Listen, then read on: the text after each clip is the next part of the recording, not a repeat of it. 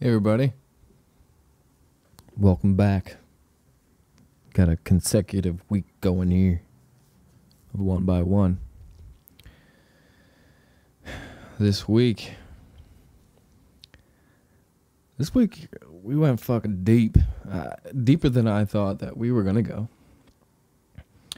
I didn't really know too much about this dude that I went and met up with and sat down and talked to, except for what I found on social media and what I heard from a friend of mine that was on the last podcast that I met, Jacob Graff.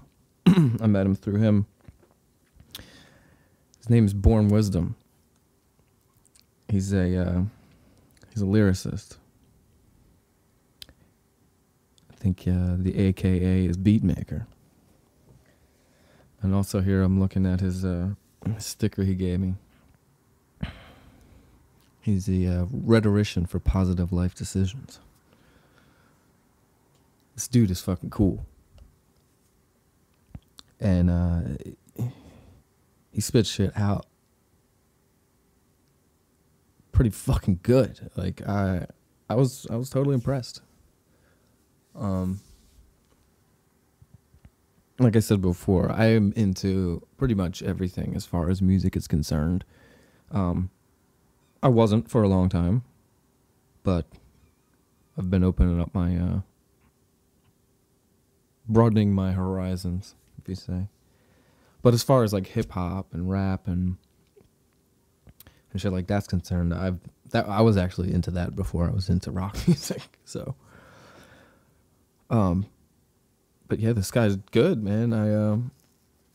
I was really impressed. I heard the first song I heard by him or with him, a song called Pin Me Down that he recorded with Joe Finelli, and Jacob actually played bass on it for him, and a dude named Josh Mayer came up with the chorus apparently like right off the bat, like right out of nowhere, and they got up and performed it at a open mic, he was telling me, and then they went back and kind of put it back together and added all the different parts and shit like that. And it's a fucking deep song. And it's a chilling song. Like, you'll hear it probably close to the end of this. But get ready to take a fucking ride. Because we go all over the place on this one. We talk about how Dobbs closed today. Or yesterday, really. I'm recording this intro the day after. Yeah, the legendary Dobbs. Just up and closed out of nowhere. Shut the doors on motherfuckers. Which is sad because last week or the week before it was North Star Bar. And there's not a lot of well-known bars in Philly that support local music in the ways that those two did. And now they're gone. Which means that me and Bob got to fucking look into buying that shit. Take it over. No. If I had the fucking money, I definitely would. But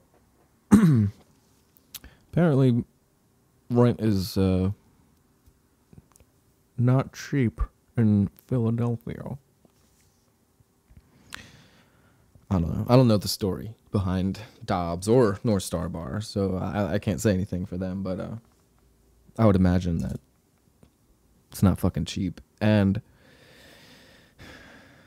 I don't know. The scene seems to come in waves. I was reading something that Jackson from MMR wrote in a post on Facebook, and he said that the one way to make the scene work and thrive is through unity, and not just the bands uniting, but the actual venues.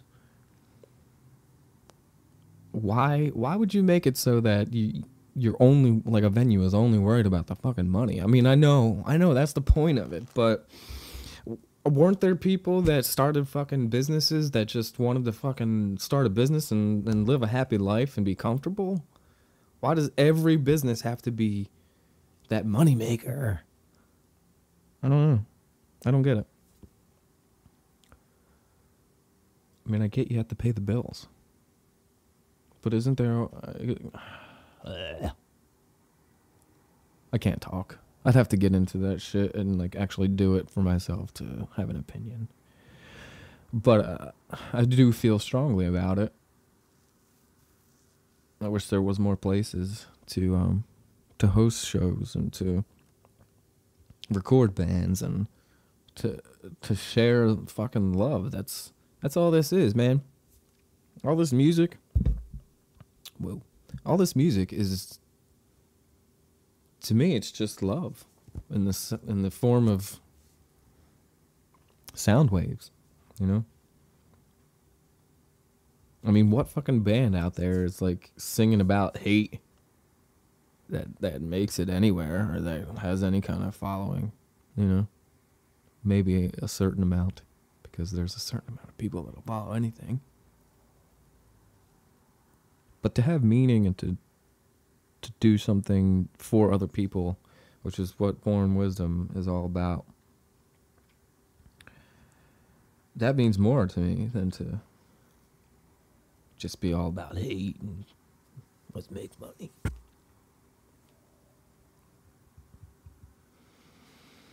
You'll hear. One of my first questions to him is, what do you think about the world today? And do you think we can save it? Don't know, but his answer was pretty funny. I didn't expect it because it sounded like he was all serious. I mean, maybe he was serious, but it was fun. I had a good time stopping over his place and joining me. Whatever the hell. You hear that? Can't get any more fucking real than that, I guess. That's what happens when you live a few blocks from the goddamn fire hall and the police department and all that shit. So, buckle your fucking seatbelts. He's about to take a ride. This is a good one. I thought it was a good one as soon as we were done. And now that I'm going to put it together, add some of his music in there, it's going to be good. It's going to be real good, man. So, continue to listen if you will. And please welcome Born Wisdom.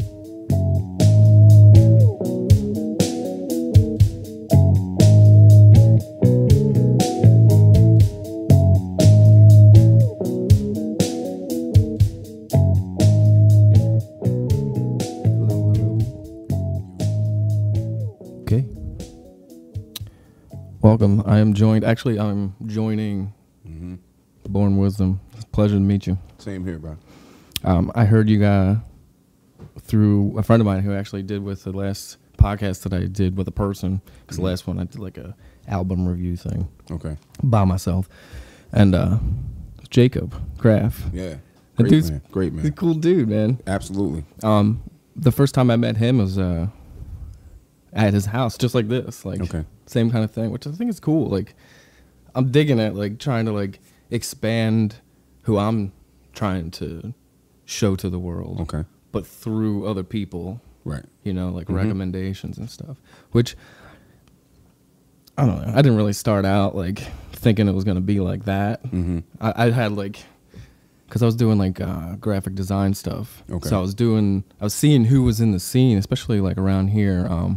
Did you ever go to Shady Katie's when they had the open mics and stuff up there and the shows and shit? Absolutely. All them like from the past, well, ever since Sidecar started is when I stopped doing them. Oh. I was doing them before with Jen Hiller. She was a Fallen Angel booking. Okay, no, I never. And I don't know, I forget why she stopped, but and then Rob Sankey came in and I started doing that jam, and then you. That was my that was actually my my first featured artist opportunity. Rob, they set me up with it. Oh yeah, Sidecar. Yeah. Yeah. They're doing a lot of stuff, man. Yeah, there are a lot of places. They're definitely a lot of places. They have the open mic at the Tier in the Nog. That's right down the street from me too. Yeah, that was a great opportunity. I rocked out down there. I was just at the at the Craft House. Cherry the Hill? past Tuesday. Yeah, the past Tuesday. That was a nice spot, isn't Yeah, it? Was yeah. it outside, like the stage that you were doing? Was it No, outside next to Nah, the it was thing? inside. Or was it inside? Yeah, they did. It was on. Oh yeah, because it's inside. like October now. Yeah, yeah. My it friend's was on band, he's got a cover band called 23 North. inside.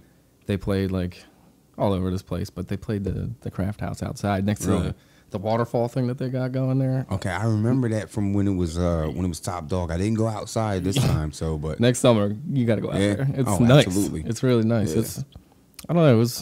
The sound sounded fine actually. Now that I think about it, because they were sitting there like setting up, and I was like watching. They're like, go see if it sounds about like okay over there and over there, and they even got like a little fucking like bridge with like koi fish and a pond and shit. Really? It's nice. wow. It's cool. You got to go outside that place. But yeah, and then I heard the song, the Pin Me Down song, which just got played on the freaking radio yesterday, man. That's awesome. How does that feel? Phenomenal. I've never had that happen personally. I've been playing music my whole fucking life, really. But It's just to hear yourself, right? it was great to the only thing, like, you hear your song and the only thing that you can control is the volume. You can't push stop, you can't rewind, you just know that someone else is playing your song. Is just it's phenomenal. I mean, I love the song. I'm in the bedroom, I was on it. I'm like, oh shit, my song. And You know? like me, like driving down the street in a car, like there's people actually listening on the friggin' radio. But like these things, like podcasts, they're getting a little bigger. They're not like taking over yet. But like even like Howard What's gonna Stern is happen? like thinking about going that way, you know? Yeah, it's going to happen because I mean, everything is evolving. The same with we were just discussing how, you know, music is not even on a hard copy too much. Yeah, anymore, you don't know? even get it anymore. Right, You everything just gotta look is at digital. it. Right, you know what I mean? And just like YouTube, you have these people on there who they just record themselves being themselves, and you know, almost overnight they're internet sensations, and they have their own channels, and they're getting paid to do, you know, what they just, you know, It's inspiring because Yeah. like a lot of people, you know, it makes you feel like you could do it if you had the talent and the voice, or I don't know. I think a lot of it has to do with timing too, like what's going on in the world. Yeah. You know. Yeah. How do you feel about what's going on in the world right now? That's just based off of the lyrics from the song that I could hear and understand. Yeah. Had a lot of shit that's going on that a lot of people weren't talking about at first for a long time. Right. But now, like, especially in podcasts, because I've been listening to fucking podcasts for a while, sitting in my fucking cubicle, pissed off that I'm like, you know, sitting there working for somebody else that's like, oh my God, while all this fucked up shit's going on, not only in our country, but like the world, you know, how does that, obviously it bleeds through into your lyrics and stuff, but what do you feel like? Do you feel like it could get any better? Really? If this is my scenario of things getting better, if we took maybe a few thousand newborns, you took some people that you could absolutely trust, like, you know, you knew that they wouldn't take $1 off the sidewalk. You know, they would leave it there because like, that's not mine. You know, some honest people. You take about 100 of them with a few thousand of those babies so that they could raise those babies. You put them in a nuclear-proof facility, nuke the world, and then start it over. Start the shit over. Then I could see some change happening, because right now, really what really drives everything is the paper pimp. You know, the paper pimp, the money is it pretty much, unfortunately, the system has been created where it runs a lot of things. People always saying, you know, you need this, you need that. No, really, you don't need it. No, because I've been watching National Geographic or them shows like that, because there are over 100 tribes of people who are unmolested by technological man. You know what I mean? Yeah. They don't know what a cell phone is. And never they're seen living a TV. just fine. Exactly. They don't have money. You know what I mean? And they are exactly what they want to be. You know what I mean? I think that we have become a cancer. I think that we have been conditioned to destroy the only home that we have in the universe. You know, That systematically. we can reach, right? Absolutely. Yeah. Systematically. Or so they say. I don't know if they have the technology to do it, you know, to reach other places. They're not going to tell We're everybody. going to go to Mars, man, and fucking recolonize that shit like the and Martian. fuck it up. And then fuck it up and again. fuck that up. You know what I mean? Apparently that might have been how it became a red planet in the first place. Maybe. Hey, you know what? You never know. Because that was what is it? Panspermia is when an asteroid hits a planet, and then parts of the planet pop off and then hit another one, and that's what they think happened with Mars. Asteroid hit Mars, piece of it landed on Earth. Oh shit! And that's where the spores came from in life itself. But I don't know. Maybe it's possible. Anything, definitely an idea. Yeah, I mean, even to go as far, I mean, and pin me down. You know, that's what got Jacob and I to talking, because he was listening Anunnaki. to me. Right. He said, I came off. He said, "Did you just say you heard the Anunnaki built us?" And I was like, first I was like, "Yo, thanks for listening." To mine their gold. Yeah, you know, I was like, "Yo, thanks for listening." And you know, we got talking, and he was like, "Yeah, nobody's talking like that anymore." And then that's where, you know, the Born Wisdom Jacob Graph experience came. Yeah, man. You know what I mean? So. Yeah. I was down with that shit too, and we started actually talking like after we were done the podcast. I was cleaning up stuff, and we were still talking, and started talking about that shit. I was like, damn, I should still be recording this shit, man, because I'm totally into that. Although I have to say, a little disappointed by Ancient Aliens. You ever watch that show? Yeah, I watch it. There was just a couple like things that I looked up afterwards that was just not right. Really? Like they kind of like they just, you know, stretched the truth. Maybe enhanced it a little bit. Yeah.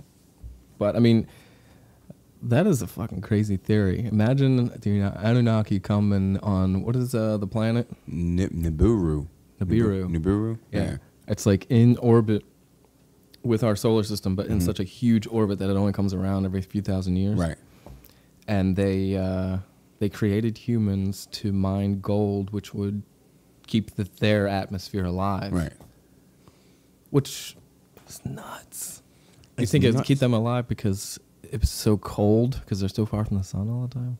Maybe. I mean, I'm just trying to think about it. No, it's cool because that's the beautiful thing about all this. You know, we don't know. Even if, you know, we could walk into a room, we see that, you know, there's only a kid in the room, there's a table, and there's a bottle of water, and the water is spilt over. You know, our first assumption is the kid knocked it over, but we don't know that. Yeah. You know what I mean? Like, all the evidence could be pointing towards this, but that doesn't necessarily make it true. And that's the beautiful thing about this life, I guess. You know, I mean, who knows? You know, I mean, is this a dream? Right. You know what I mean? Are we actually in a dream? I mean, did you ever see Waking Life? Waking Life? No.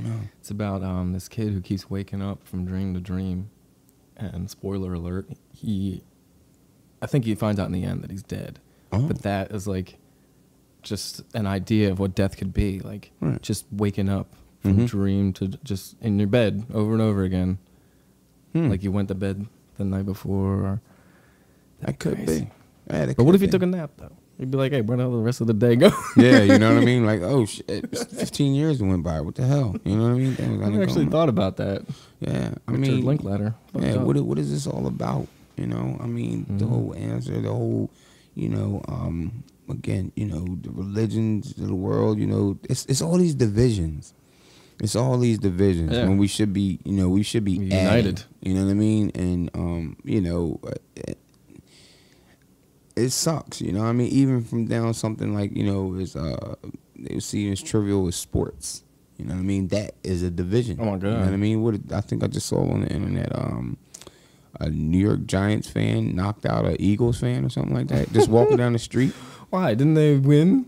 Yeah, but no, this was last week. This was last week. You know what I mean? Okay. But you know, you hear about this shit all the time. Yeah, talking about loyalty. Especially, you know, the Eagles fans, they're crazy. You can't go in there with be another team fan. Aren't they the only city that has a jail in the fucking I was stadium? hearing that. Yeah, like what the fuck? Like, what part of the game is that? Shit gets nuts. Yeah, for what? Like, because they let people drink alcohol, and that's another fucking thing that this country and world has gone wrong with. The fucking prohibition in general. Mm-hmm. Alcohol was first. Mm-hmm. Now it's fucking weed. Right? Yeah. They tried it. They said, oh, it's going to be safer. Violence is going to be cut down and yada, yada, yada. And in all actuality, crime went up and violence went up during Prohibition. Oh, that was, with alcohol, yeah. That was one because of their the fucking mob platforms. got into it and was taking over because Yeah. it went underground, Which is where it's been all this fucking time. And did you know that they were poisoning people? The government was. I didn't know that. I just found that out recently. They were Government's pretty shady. Yeah. And we're not talking about Marshall. You know what I mean? No, Mr. Mathers. Yeah, no. Please help us. Yeah, exactly. When it comes down to, the man or Big Brother, that's crazy though. I mean, when they go ahead. No, I was just going to say, most of the fucking, the biggest reason, there's a couple big reasons why marijuana was named marijuana, because it was really cannabis. Back in the day, I was watching a documentary. There's a couple of them on Netflix. Netflix is fucking where it's at right now, especially with documentaries. They're like, they're not like not putting shit on because somebody tells them not to. You know what I mean? Because a lot of big corporations get like that and are like that. See that book over there? What's that? What is it? That big book over there. Yeah. You Are Being Lied To. Really? It's an interesting read. Yeah. It's a bunch of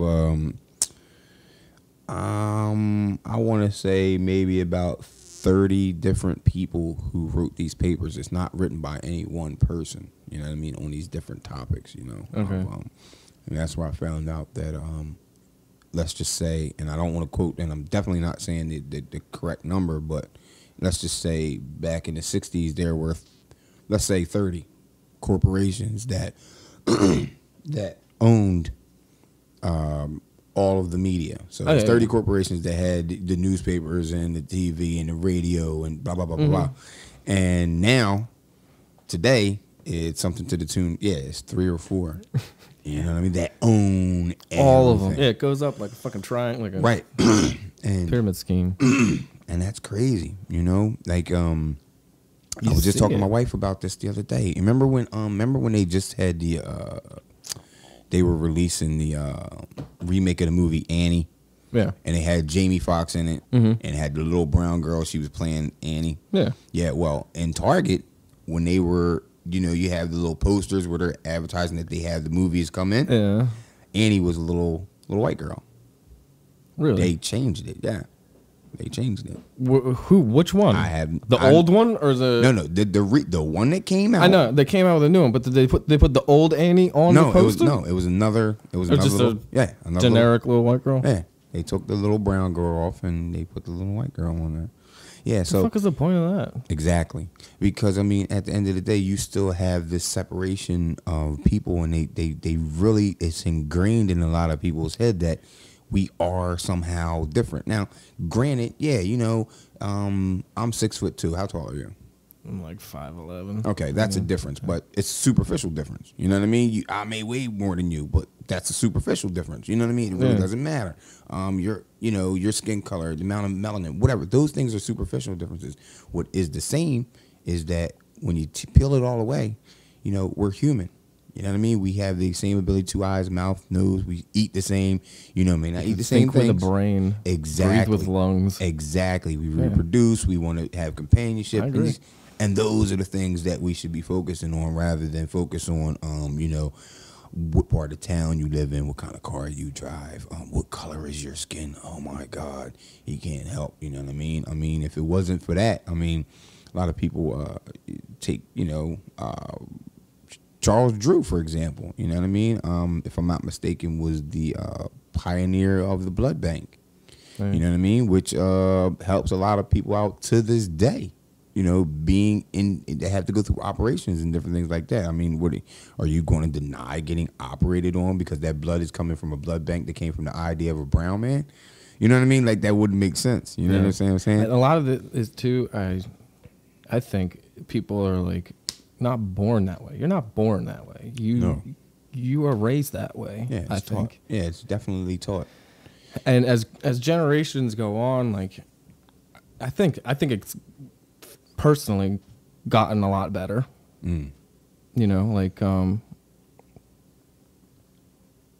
I don't know. People can't keep doing the same thing over and over again, first of all. Right. You know? Mm-hmm. And one day, everyone is going to fucking realize at one fucking time that we are all the same. Yeah. You know? Whether it be when they come down from above and they're like, motherfuckers, you're ants. Crush. See ya. Crush. Or mine are gold. Mm-hmm. You Yeah. know, we're back. Mm-hmm. You know? Like, and I think it's getting better, but it's still there. But we all, and especially with modern technology, social media, being able to fucking connect with other like-minded people is, I think, part of that paradigm shift. You know what I mean? It's been like, what has it been, like 10, 15 years since we've had like Facebook, MySpace. Well, yeah. Because, I mean, it was a college thing at first. You know what I mean? Facebook, yeah. Yeah, Facebook was a college thing, and, you know, you needed a college ID to get onto it. You know what I mean? And then... And now we can just upload Tinder on our phone and swipe left or right. And Exactly. You know, you can do anything. What the hell? I mean, you know, the gift and the curse at the same time. You know what I mean? Oh, yeah. I don't know, man. I don't know. You know, the more we evolve, the more de-evolve. Is that a word? I think so. De-evolve. If not, De-evolve. we're going to use it for the purpose Yeah. of this podcast today. Fuck it, eh? Brought to you by the word de-evolve. Revolved. Yeah, right. You know, it's the duality of life. You know, I think, you know, you have up, you have down, you have left, you have right. You know, you have evolution, you have de-evolution. You know, and it comes at the same time. That's what's You know what I weird. mean? That's what makes the gray, the in between. You know, Yeah. and it's not. You have to be shown something too. Like, you can't be like told to do something some way. You know, like you have to kind of want to do it for yourself. Like one of the first things, I think it was around 2007, I saw this movie, a DVD that this guy let me borrow from pizza place I used to work at. This Greek guy. It's called The Zeitgeist. Yeah, I swear I was thinking that in my head. Yeah. Which one? The first one. The first one? Okay. The very first one. All right. And like the first like fucking introduction where all the religions are like got the same shit going on them. That is like the first thing that opened my mind to like that whole idea and like a whole shitload of other ideas. And that's when I started listening to podcasts, I think, was around 2007. And at first, because of the conspiracy ideas and shit like that, I was into Alex Jones. I like that. I like that you said conspiracy ideas, not conspiracy theories. You know what I mean? When you put those two words together, it's almost like something that, you know, the average person might not want to listen to. But go ahead. Yeah, I agree. Because anything like is a conspiracy theory. You got to conspire to fucking do whatever you're doing. Exactly. You know what I mean? But yeah, Alex Jones. You ever hear that guy? Yeah. He's a little. He's a little out there. But he brings up sometimes. a lot of ideas that most of them, like, well, a good portion of them tend to be true. But and it was, this is, I don't know, I'm just going back on my podcast history. Okay. I started through that, and then I heard Joe Rogan on his podcast with a guy named Joey Diaz. He's a comedian. And if you haven't ever seen the clip of them two on there with Alex Jones, you have to fucking watch it. All right. Joey Diaz is awesome. He goes off on it. But I don't know. After a while, I had to like stop listening to Alex Jones so much because I was getting like anxiety from it. Okay. You know what I mean? Like it was just starting to take over. My girlfriend was like, you need to start listening to something else. So I started listening to like more of the Joe Rogan Experience, and Joey Diaz has got the Church of What's Happening Now. Okay. It's fucking funny as shit. And this other guy, Duncan Trussell, he's got the, I don't know, his mom was like a psychologist, and he was all into like all the different religions, mainly like Buddhism and like shit like that.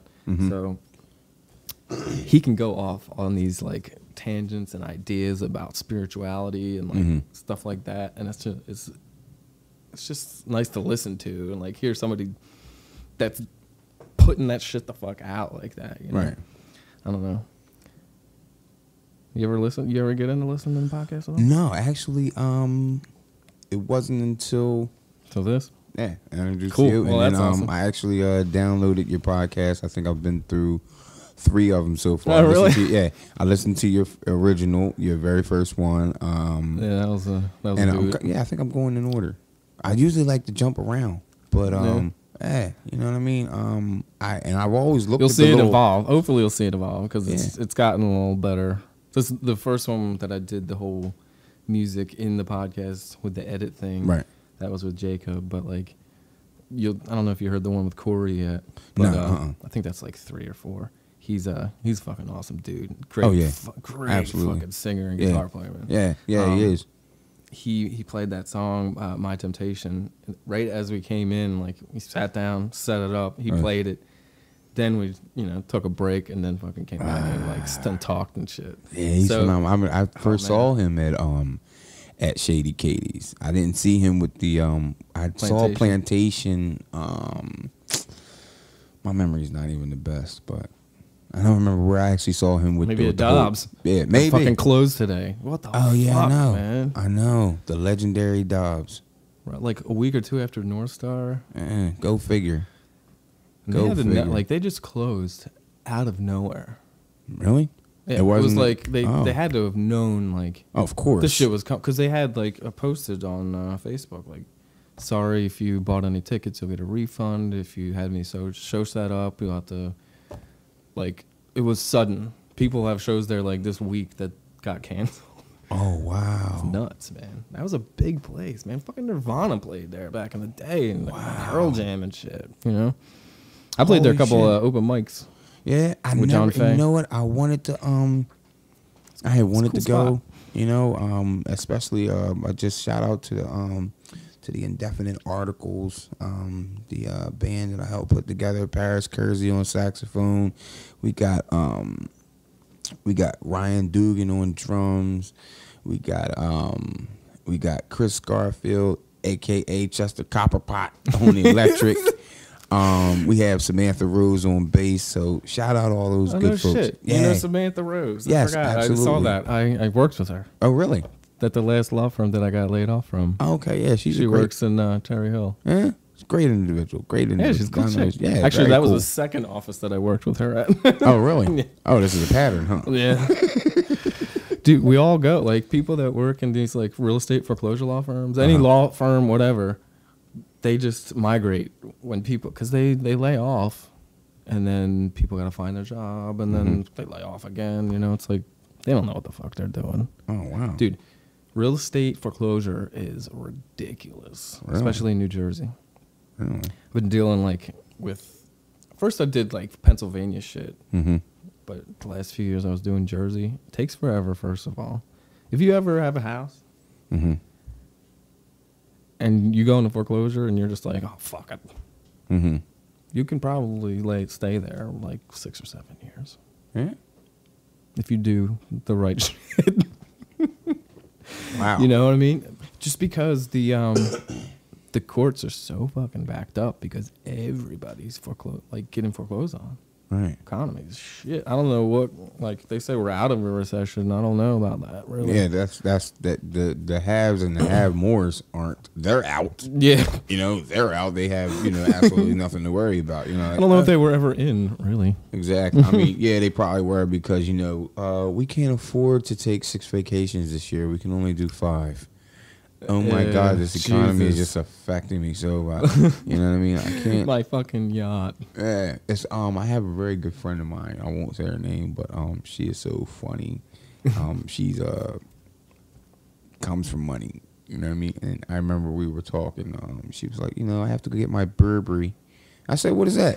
I said, what? I said, what is that? She said, I said, oh, you got Burberry? She was like, no, it is not. It is Burberry. Because it doesn't have the E in yeah, there. like I had to say it exactly like that. I was like, holy shit. Go get your toilet water. Yeah, like, oh my gosh. Like, I'm not saying it correctly. Oh, my bad. Burberry. Yeah, Burberry. But yeah, the haves and the have mores, it's we're worlds apart. We're right next door to each other, but we're worlds apart. Again, coming back to that paper pimp and that division. Exactly. It's the idea. that you are privileged. It's the idea that you are different from me because you may talk differently, because you were brought up to think that, people are here to do your bidding. Exactly. You know what I mean? That you were taught to think. An idea. That's all it is. It's very difficult to convince people. Sometimes it gets so ingrained. It gets so ingrained into their mind. It just digs like a what digs into things and hangs out.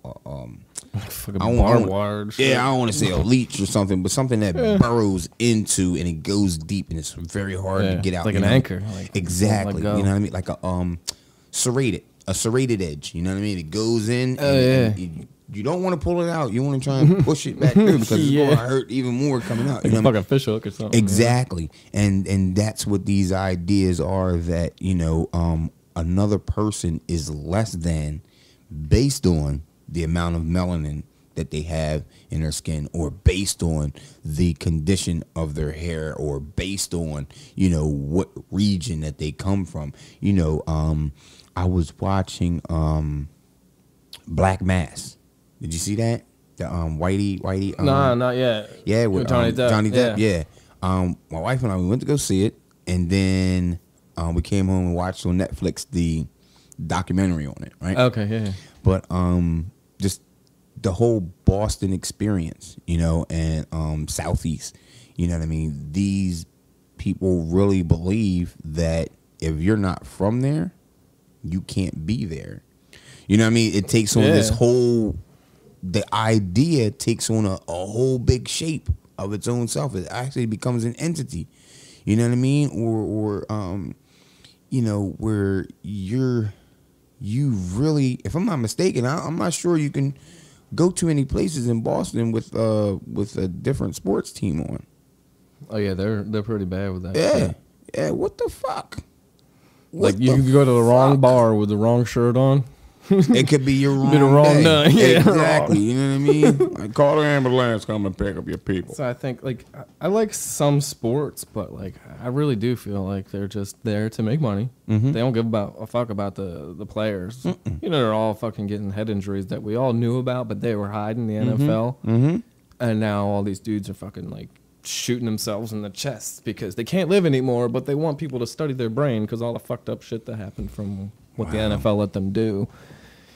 It's crazy. It's crazy shit, man. They break their ankle on their back in 2 weeks. They make millions of fucking dollars. Why aren't you taking care of them, first of all? First of all, why are they making millions of dollars? Because they're making them millions. Because they're making billions of dollars. Exactly. You know what I mean? In a short span of time. So and all those teams are probably owned by those 4 different media corporations. Probably. So they're all just banking this money. Like, where's the fucking Scrooge McDuck fucking vault that they're all swimming in? Mm-hmm. I just want to find that shit because it ain't the goddamn Federal Reserve, because that ain't even federal. No, right? That has nothing to do with the United States, and that's the sad thing about it. We pay our taxes. Oh man, this ain't. Yeah, taxes. Really, that's so a true story. Where are you from? Like around here? Born and raised in Deptford, New Jersey. Cool. A little small subsection of Deptford called Jericho. Shout out to Mill Avenue. Shout out to Lake Avenue, Hammond Heights, New Sharon Woods came up in there. So all around that little small area. Cool. Yeah. I was born in Jersey. Okay. I think in Voorhees, one of these hospitals around here. Mm-hmm. But I grew up I moved to Florida. My dad got a job transfer, moved back. Okay. So you ever moved away? Always lived here? Well, yeah. When I got older, I moved down to I moved to Maryland, and it was kind of crazy story, real true story though. I moved down to Silver Spring, Maryland in September. I never remember the year, but I remember what happened. Moved down in September, the end of September, and I think a week and a half after me being down there, the DC snipers started their shit. Oh, so shit. Yeah, it was crazy because the first person that got killed was maybe like a mile and some change away from where I was staying at. And then the last person that got killed, Conrad Johnson, he was the bus driver. It was right outside my door. In essence, it was like maybe like 600-700 yards away from the condo that I was staying in. Yeah, and it was crazy. So I didn't know anything because I was running late for work that morning, and so I didn't even cut the TV on. I was just running around, checking my head cut off. Oh my God, I can't miss the bus. Yeah. And I came outside and there was no bus. I couldn't get on, couldn't even leave because we were on a block, literally on a block. So it was Bell Pre-Ave, Georgia Ave, Grand Pre-Ave, and I always forget the other one. But anyways, there was no getting off of there. There was no getting out of there. It was like ATF. Policed off. Oh my gosh! It was state boys, local boys, FBI was out there, ATF was out there. How many people that guy ended up killing? You know, I think it was maybe something to the tune of 13, maybe. yeah. It was 13, wasn't it 14? him and like a kid, like his kid or something? Yeah, it was a kid doing it, laying in the trunk, and it was crazy. Shit's nuts, man. Yeah, man. And I don't know like how I feel about gun control, but shootings are getting a little out of control, right? I don't know if they're getting out of control. I know as more as this. We're seeing them more. Yeah, it's more exposure. I think that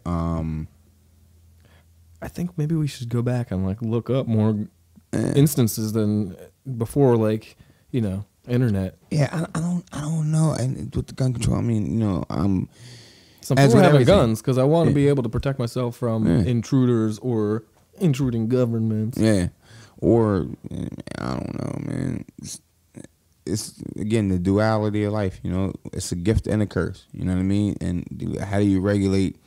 You try to regulate to a certain degree who can get one, who can't. But if I'm not mistaken, I haven't looked into it, but I've heard that, you know, a person can go to a gun show and you can purchase a gun. You know, there's no background check, none of that shit. Right? You know what I mean? You're at the gun show and you're buying it. You know what I mean? It is what it is.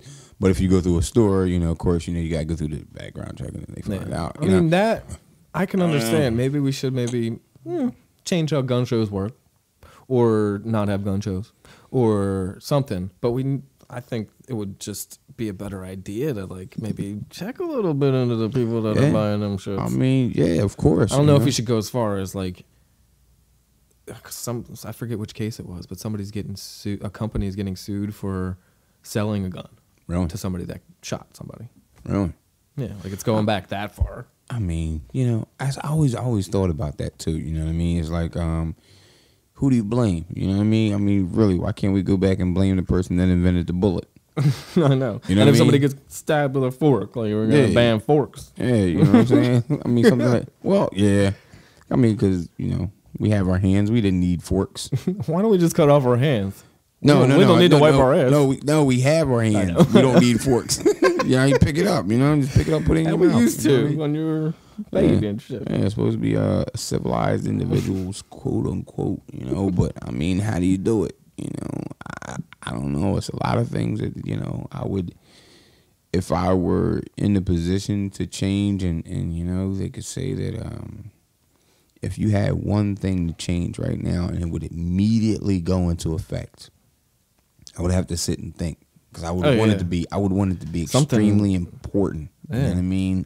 That won't just go away. Yeah, because people find ways to make rules go back to racism. I would. That would be the one thing. I would start there. Yeah, I would start there. That or hate, right? Just like in general. Yeah. I think, but you know, that kind of falls in, because we hate a person almost. For a while. Yeah, I guess you would still hate him because you're a fucking asshole.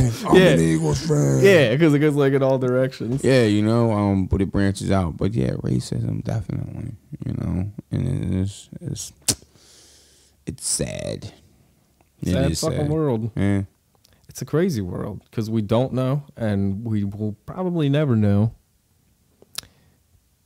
And a lot of people are too, I feel like they're too afraid to admit that they're gonna die, so they're just like, yeah, I'm gonna be like this. Yeah. They don't realize, I'm gonna fucking die. Yeah.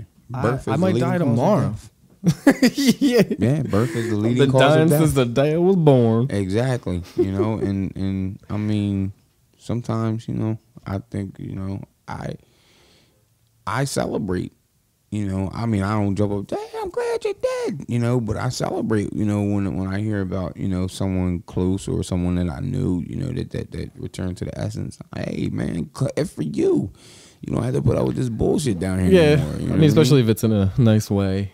If it didn't happen, like, fucked up or something. Yeah. I mean, yeah, again. Or young. Yeah. Like, what the fuck? And then we've been conditioned to we're a selfish society. We've been selfish, you know. Most of us, you know, a lot of people they're upset, you know, when someone, I thought my wife was on her, you know, when someone passes and they can't believe it and they wish they were still here. Why? Depressed. Why selfishly do you want them to still be here so you can go at any given, because you're not around them 24 hours a day. You're not constantly talking to them. It's just that at any given time, you know, you want to be able to, hey, you know, let me call so-and-so. But you're not talking to them all day long. You know what I mean? So why do you want them to still be? No, let them go. Be happy that they're going. You know what I mean? But I think that might have came out wrong. I hope. Yeah. Hope that doesn't ruin my career. No, before it even starts. When did you start writing? I was actually writing in high school. Probably junior high. I really, really wanted to be into the hip hop scene. I wanted to be a part of it.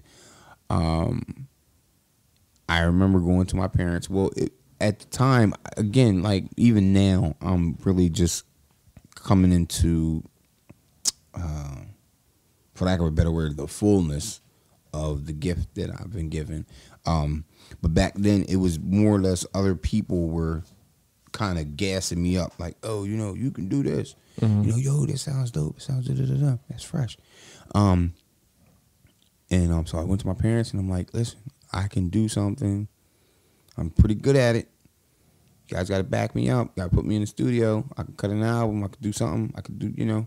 And they're like, no. You know, you need to get a job, and that's not going to do anything. Blah blah blah blah. They never even listened to me. Never. You know, and that was very disappointing to me. So I stopped writing. The dream came and went, you know, and I wasn't again until 2009 that I picked the pen up again. When I got clean, and I met a guy. Shout out Jason. He was a very good friend of mine. Still is a very good friend of mine. He's out in Ohio now. And we got clean together, and he went on to win Golden Gloves in his division, amateur division. Well, Golden Gloves, it was amateur, but in his weight class. And he hooked me up with a lady by the name of Siobhan Castle. Hey, Siobhan, shout out Siobhan Castle, out in California. She was making a movie called Conversations with Lucifer, which it was had loosely on the lines of addiction and recovery. And I'm like, hey, he thought it would be a good idea, you know, that link up, because she was making a soundtrack. She wanted the song. So, so I wrote a song called Earn My Stripes, and that kind of started the ball rolling. I met a guy, shout out Blue Eagle, Human Records Studios, at Jerry Mangori, shout out Sabone. And when I came out the booth, Alex Kidd won for man, listen, met this guy, phenomenal. I was going to ask you, the songs that you sent me, you were saying that in a couple of the songs that he made the beats for. Yeah, phenomenal. Good, dude. Yeah, I phenomenal. Like from he's from Athens. He's from Greece. Phenomenal producer. And it was funny because when I came out of the booth from recording Earn My Stripes, if they were cartoon characters, their jaws would have been on the floor, their tongues would have been rolled out, and their eyes would have been bugged out of their head, because they're looking at me like, yo, dude, what the fuck are you doing? I'm like, what are you talking about? Like, why aren't you making music? You know what I mean? And I'm like, because that's not what I want to do. You know what I mean? They're like, oh, well, we got this idea. You know, how about making like 3 or 4 more songs? You know, and I kept fighting them on it, you know, for a couple of weeks. And then finally I was like, well, you know what? I forgot to think, oh, well, you know, fresh in the recovery. You know, I'm not really doing too many other things. You know, it's gonna occupy my time. I'm not working. Yeah. You know, so we made a lot of music, and unfortunately, at the time, I wasn't as driven to make something happen. Yeah. Unfortunately, at the time, I wanted to be. I really, really did, but I just didn't have that extra iota Passion. of right. I needed that little small more piece that would have pushed me over the edge, and I would have, taken it to the next level. But unfortunately, anyway, fast forward. I started doing open mics. Actually, we won a talent show, Alex and I, and my very first time on stage, and it was. I still watch the performance every once in a while because the energy. It doesn't even matter how many people are there. When you're on stage for the first time, if anybody's digging that shit, you're like, yes. Yeah. Fucking A. And it just so happened it was a lot of people. Yeah. It was about 150 people. And that's a good feeling, man. What is good feeling. Nothing like it. That's what, like, there's nothing like it. And that's, even, like, I started playing music when I was 17.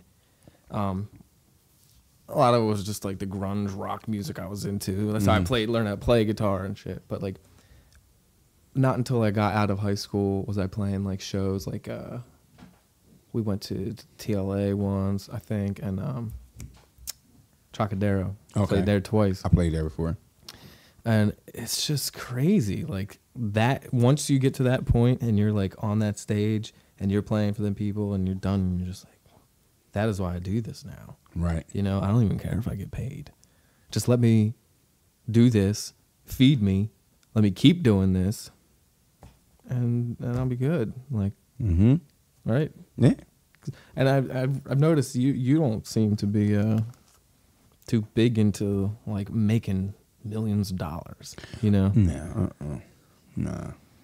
Because I mean, at the end of the day, I do it because, for example,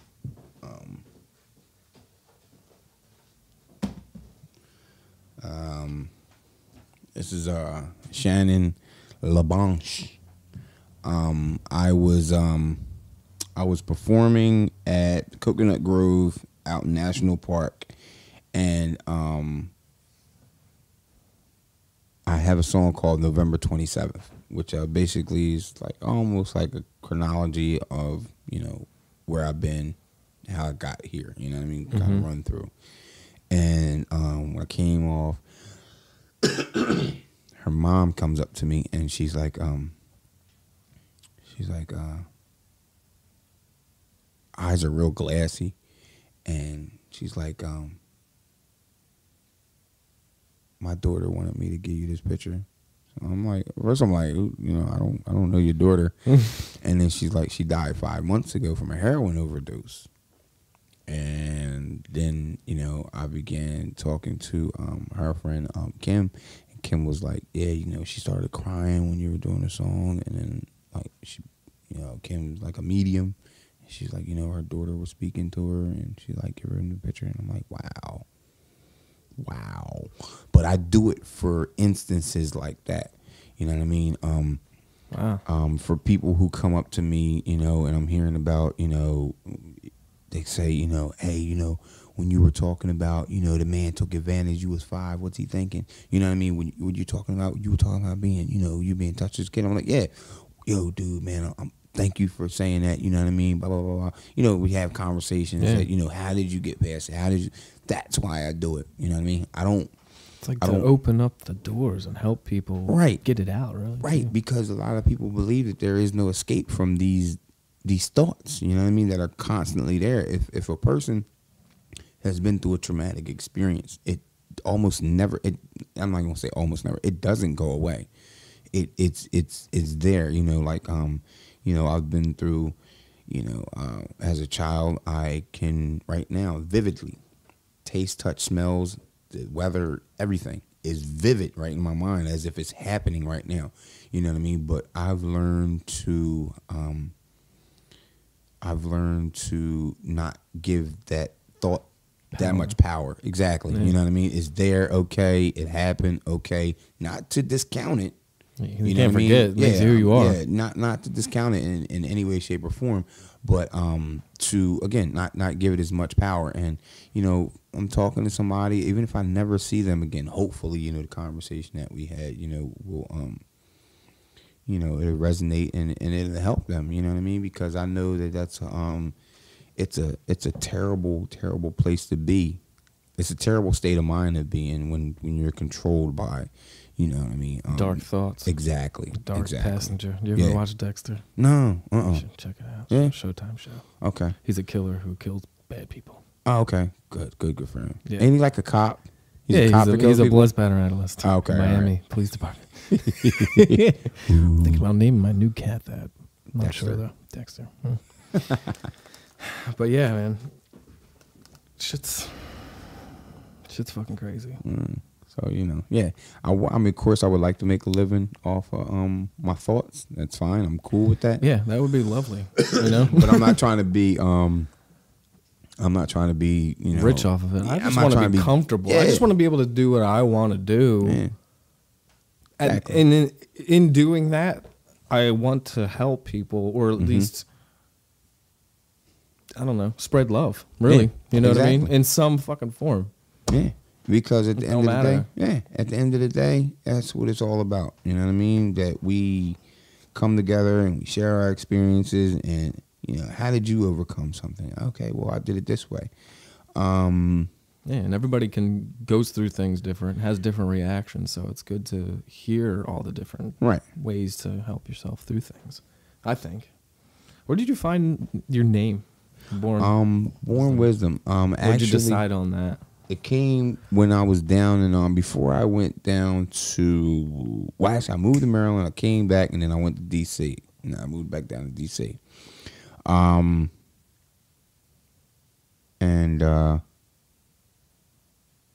There was a guy, you know, I don't know if you ever heard of the Nations and Gods and Earths. Mm-mm. Okay, it's a culture that was it was a branch off from the Nation of Islam, and basically it was about basically says that the brown man, the black man is God, right? And that we're the sole controllers of the universe. We were first, and you know, we created the white man, and the white man came down, and our experiment backfired on us. Basically, what it was. And I was into that for a second, and when you come into that, you can choose your attribute. You choose a name, and when you choose a name, you choose a name that fits you. So initially, it was I, born wisdom Allah, right?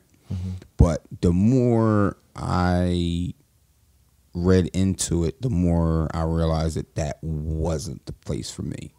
Yeah. But born wisdom, and that was cool for me, you know, because I like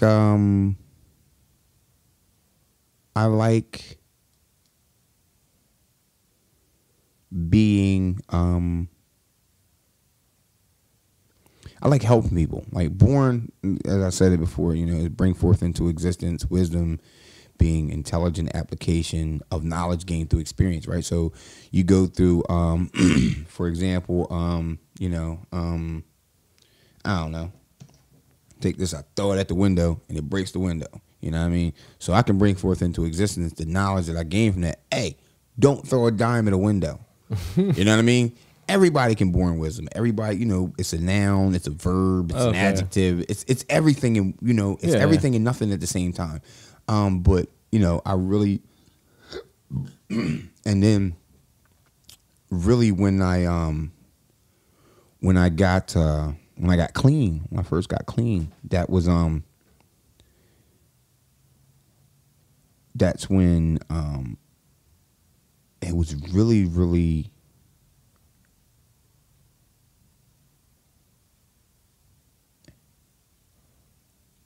it worked out better because, you know, because my story or the way that, you know, I speak, people listen. And that's a great thing. When I'm talking about something that makes sense, you know, or something that can help another person, you know, it's born in wisdom. You know what I mean? It's I just want to help people. You know what I mean? But yeah, that's where the name came from. It started there. Started at the bottom. Now it's here. No.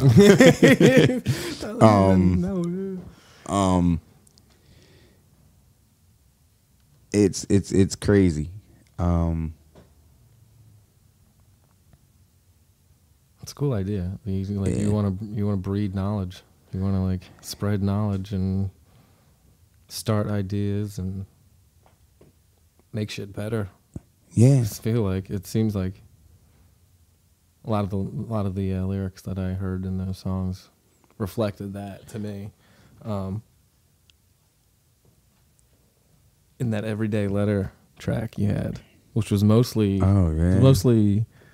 just a cappella. Yo, really? Oh my gosh, yo, Everyday Lottery, yo, Everyday Lottery. Yeah, sorry.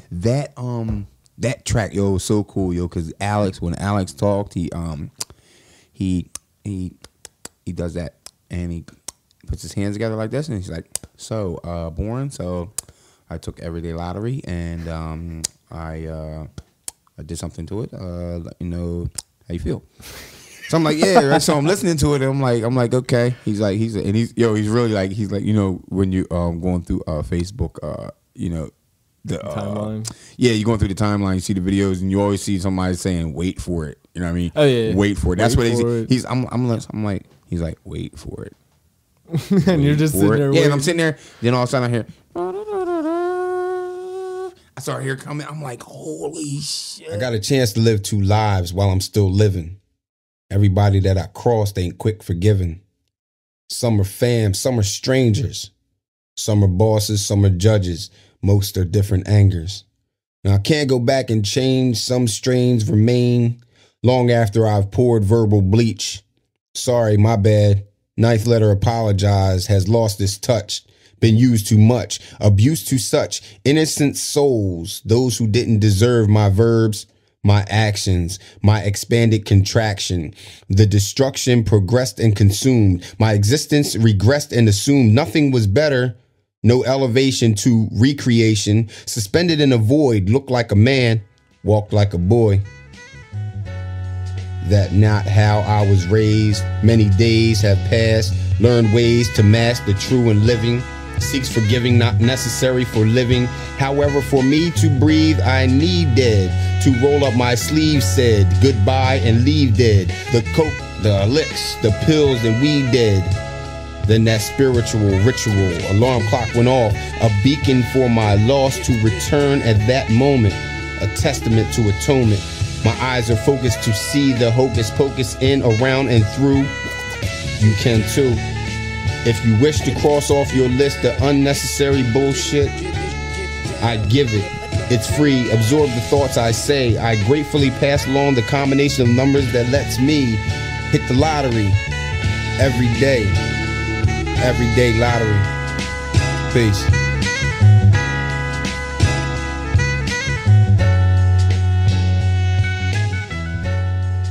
He made that whole beat behind that? I'm like, yo, you're a fucking genius.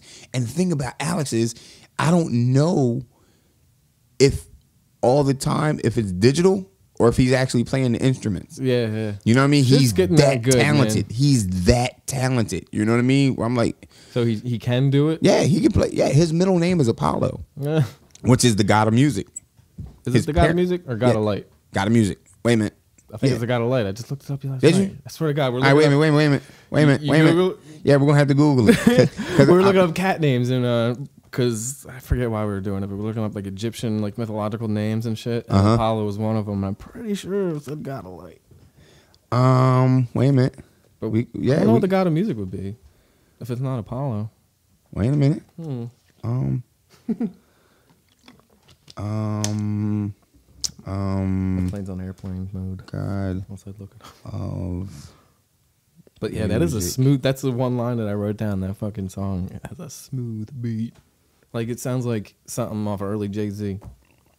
Apollo. God of Music, Greek. Mhm. Damn it! What Yeah. the hell did that Apollo. that fucking cat menu was fucking Yeah. wrong. Yeah, that's it. Because yo, you had me off because I was like, Wait a second, that yeah, throws because everything we were off. at yeah, it did. Because I'm like, yo, we were at the talent show and Alex was down there. He had his turntables down there. It was so dope. And I was like, when y'all hear this beat, you know, you're gonna. I was like, I can't remember how I introed it, but I was like, his middle name is Apollo, which is the Greek god of music. So, and then he came in, I was like, you thought I was joking, you know what I mean? But it was so dope how we had it. But yeah, his parents knew. They knew what he was going to be. You know what I mean? It was kind of like a premonition in a sense. You know what I mean? But phenomenal. That happened twice actually with that music, and you didn't. I don't think you heard "Breath of Life." "Breath of Life" is that is a song to my oldest daughter. I have a 15-year-old. Hey Nia, shout out Nia. Because I was getting high and running the streets and drinking and all that other shit, I thought it was a good idea to first go to prison. And then when I came home from prison, got paroled, I thought it was a good idea. I knew the parole officer was coming to my house tomorrow. I knew it. But I thought it was a good idea to sniff coke the night before. Baby girl, I'm thinking about an evolution, better yet a revolution in my mind's eye. Turn around and see backwards through the sky, through the clouds, through the rain, through the loss, through the pain. I wish I had a time machine so I could travel back to the past of this future epic battle. Make some observations, then to get to fast forward to the very first day I get to meet my daughter. This time I'm at the hospital when she enters, September 6th instead of in December. Look her in the eyes and accept responsibility and pass along to her everything that being's given me. Teach her every handshake don't match a smile. Don't rush nothing, it's better when you take a while. Even if the wind stops blowing for your sailboat, use your hands to paddle, be determined and resourceful. You can have it all, I'ma give it and expecting no return. Just when I yell Missouri, baby, show me that you learn. Come hell or high water, you won't always be my jelly bean. Look deeper in these words and you see just what I mean. I'm sorry I couldn't take that ride, I didn't make that flight. I know I was wrong, I'm trying to make things right. I missed your first breath of life. I'm sorry I didn't take that ride, I couldn't make that flight. I know I was wrong, I'm trying to make things right. I missed your first breath of life. I'm sorry I couldn't take that ride, I didn't make that flight. I know I was wrong, I'm trying to make things right. I missed your first breath of life. Baby girl, you know there is no such thing as a time machine. So back to reality. Keep your nice letters open, stay focused through the fallacy. There's gonna come a time when the difficult decisions might be influenced by the people in your vision. Stay away from followers and people that be talking loud. You the smartest in the group, you're probably in the wrong crowd. Never touch a drug, baby, never touch a cigarette. Never let a man take you from your independence. Don't ever think that you can do it near if you never tried. You won't be surprised the abilities you have inside. Anything material is never your identity. The reason that I say it, it'll pass away continuously. Although experience is a good teacher, it never hurts to listen when somebody's trying to reach you. These are just suggestions, I'm not trying to tell you what to do. I'm just born in wisdom from the ciphers I done been through. And I know this song can't make up for the 9 years, but it can assist you if you let it through these next years. I'm sorry I didn't take that ride, I couldn't make that flight. I know I was wrong, I'm trying to make things right. I missed your first breath of life. I'm sorry couldn't take that ride, I didn't make that flight. I know I was wrong, I'm trying to make things right. I missed your first breath of life. I'm sorry couldn't take that ride, I didn't make that flight. I know I was wrong, I'm trying to make things right. I missed your first breath of life.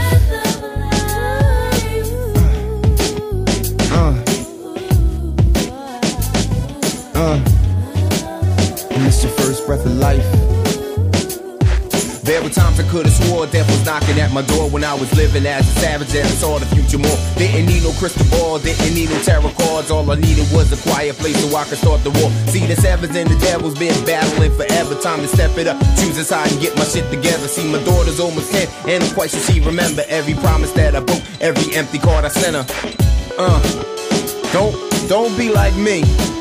Don't wait till your child is 9 years old to have to write a song like this. When they take their first breath of life, accept your responsibility. Raise your child. Teach them the ways to walk through this world. I hope I inspire somebody.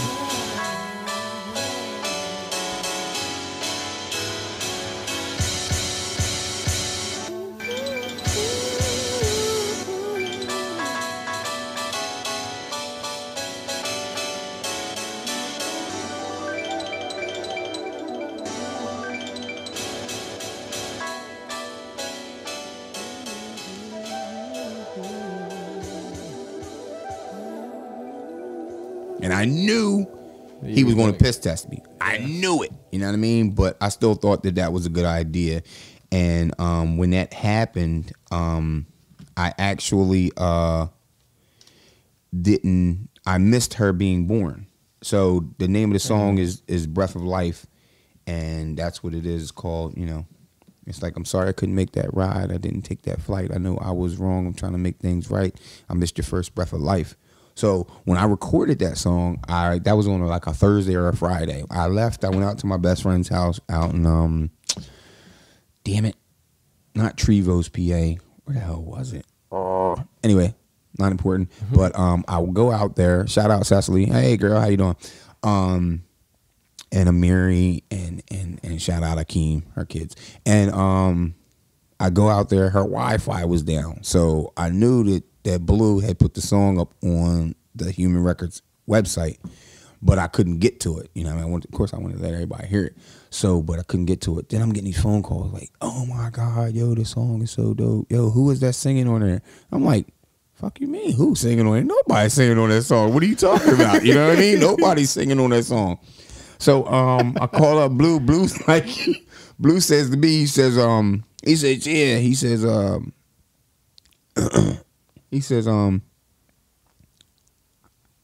yeah, I got my daughter, Sabone, you know, she got her to sing on it. So I'm like, oh, okay, right? And then I listen, I'm like, oh my God. You gotta send me that. Do you have a copy of it? I have one on Reverb Nation. I don't know how to get it. Yeah. Oh, can you? Oh, okay, cool. Because I was gonna say I can't rip it because I don't have a Breath of Life. It's called. Yeah, I don't have a cool one. I have a. My wife calls it a lap knot. She calls it a lap knot. She calls it a CD-ROMless. Because it's shout out Pamela. She who's in the room carrying my unborn. Shout out to Maya Harmony. She should be here. Yeah, she should be here. Long? Shit, man, a week or two. She should be here. Oh, yeah, damn. She should be here November 1st. Oh wow. Yeah, she's in the room, big as shit. Damn. Yeah. OneByOne, baby. Yeah, right? How about that? Don't have it right now on the show. Nah. Oh, that would be dope. That would be so dope for ratings. Yeah, right. It's live, but it's not live. You know what I mean? But it's live. Yeah, we're going to have to take everything with us. You know what I mean? Shit.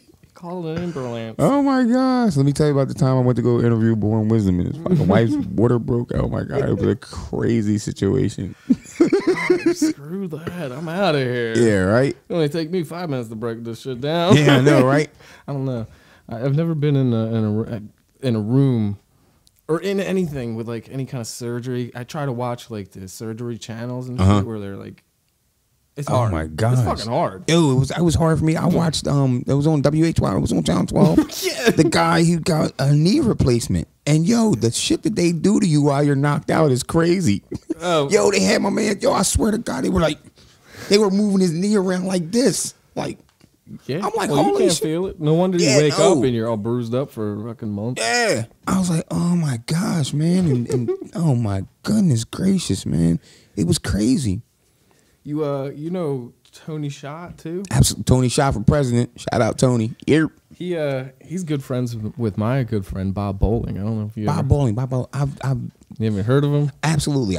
He's one of his good friends. He records over he's a studio in Atco. Okay. in his basement. Okay. Bob Bowling audio recording. Okay. Check him out, man. Yeah. He's a cool dude. I think He's a really that cool was dude. that might have been suggested to me in the beginning. I think Mike Madar might have shout out Mike Madar. He's on the drums on that song. Yeah. Mike is phenomenal, great friend, great All them dude, people great on that musician. song. Josh yeah. Mayer singing the What? chorus on that. Shout out shit. Josh. That's my man. The history of that song is really crazy.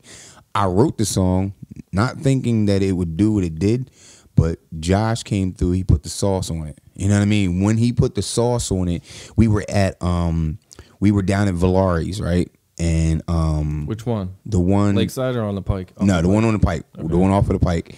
And we were in there and I'm like, yo, Josh, I said we should get together. And wait a minute, hold on. I'm sorry. I said we should get together and we should do a song. And he's like, oh yeah, what do you got in mind? So I'm like, I start saying the first few bars. I'm like, this is how we gonna do it. What if Trayvon Martin never bought that can? Boy George Zimmerman stayed in the van. And he's sitting there, he's like, okay, I got you, right? We're standing in the corner of the bar. 2 minutes later, we go up on stage and He sang that chorus? he made it up right then and there. Yeah, you know what I mean? And he wrote the music. Is that the video that I saw online? Which one? It's on YouTube, I think. Which one? Is it just me and him? Yeah, that was the very first night. That was that the night? very first night. Wow. That was the very first night. And then we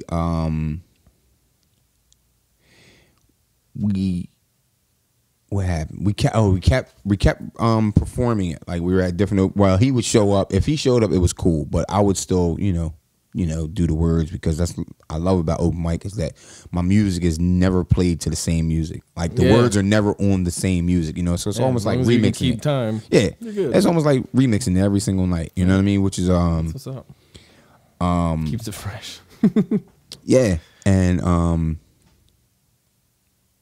So shit, I lost my train of thought. Okay. So then no, I really did lose my train You of thought. said you would play it if he was there, and then if he wasn't, you would still. Yeah, say how the did that words, go over 'cause you there? really liked it. Okay, we were putting it other. Oh yeah, that's the history of it. Oh yeah, shout out Josh Mayer. And go backwards. Okay, then Yeah, how did it come together? Like as the okay, band? as that. Okay, bam. That's where we're going. No, I was going to go after the video that you saw. Then there should be another one up there with us in Charge the Atlantic. Shout out Charge the Atlantic. They were See that a band. I believe they're from Tennessee. I believe. And they were at Shady Katie's one night. Okay. And the dude, he had like a bald head and a goatee, was playing bass. Yeah. And it looked Yeah. like Halloween or something going on. Like it was somebody, I don't know, like the singer looked like he was dressed up like weird. Long hair and a hat. No. I watched a couple videos, so it might Okay. have been one of the ones. All right, it might have been something different, but yeah, that night it was phenomenal. And the night we initially did the song. There was only 2 verses to it, and the third verse I did simply because Josh kept playing the music. So I'm like, damn, I'm standing up here looking crazy. So I'm like, this gift is not mine. So for nothing, I'm taking credit, which is actually a song I wrote a long time ago called Fluid Education. And so I took that first verse because I always just thought it was a dope verse. And I added that to it. And so then fast forward to I was at Tiernanog one night. And guy comes up to me after I did the song. Josh wasn't there, and he's like, "Yo," you got that song recorded?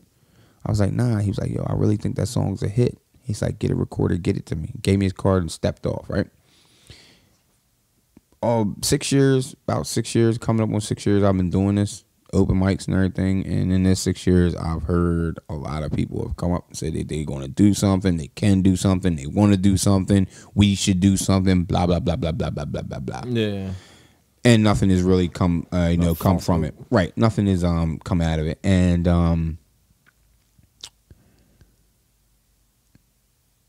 it was something about this guy. You know what I mean? I'm like, he's really good, So I look at his card, I come home, I look up the website, of course, and I'm like, okay, I see what,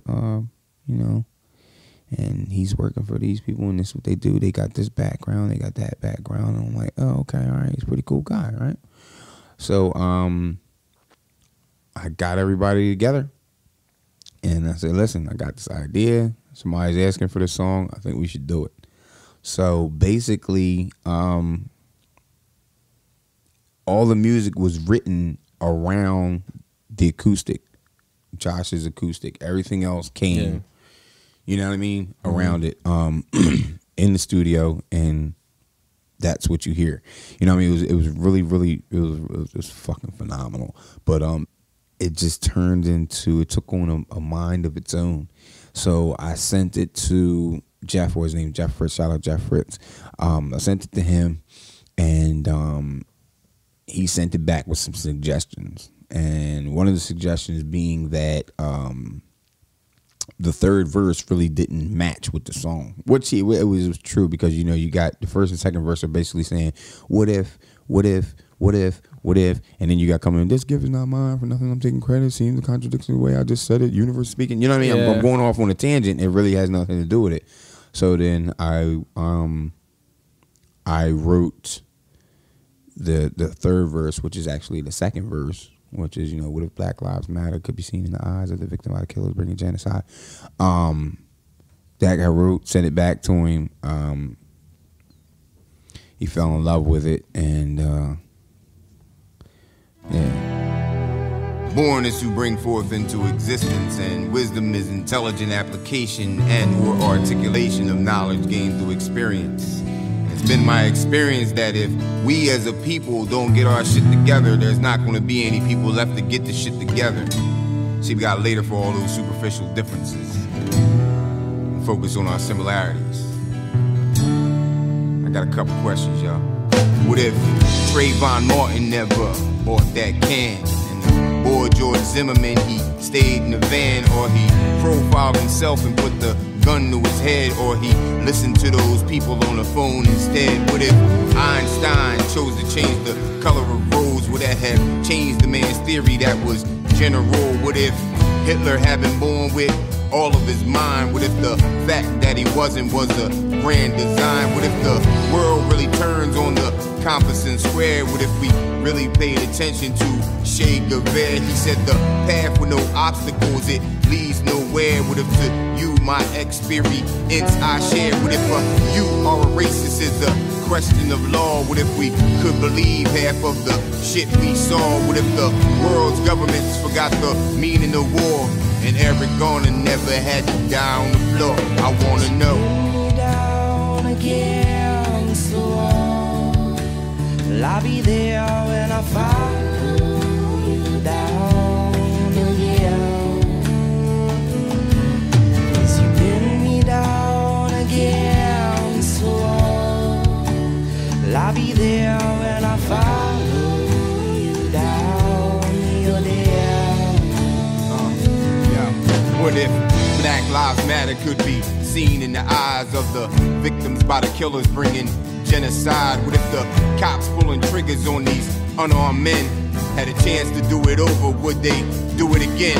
What if the Dems and Republics weren't the only choice for the people to decide who would be their voice? What if the paper pimp trick, y'all, was never made to coincide with the debt to keep the people enslaved? What if Jay, Drake, and Yeezy changed the way that they rhyme from guns, boats, and hoes to expand in the mind? What if the religions of the world stop splitting us all, multiply and we stand, yet divided we fall? What if the super rich put some of the money in the order for the kids lacking food, clothes, homes, and the water? What if the book of history gave me a page long as 7 miles and they gave me a stage? I wanna flow down against the wall, I'll be there when I follow you down again.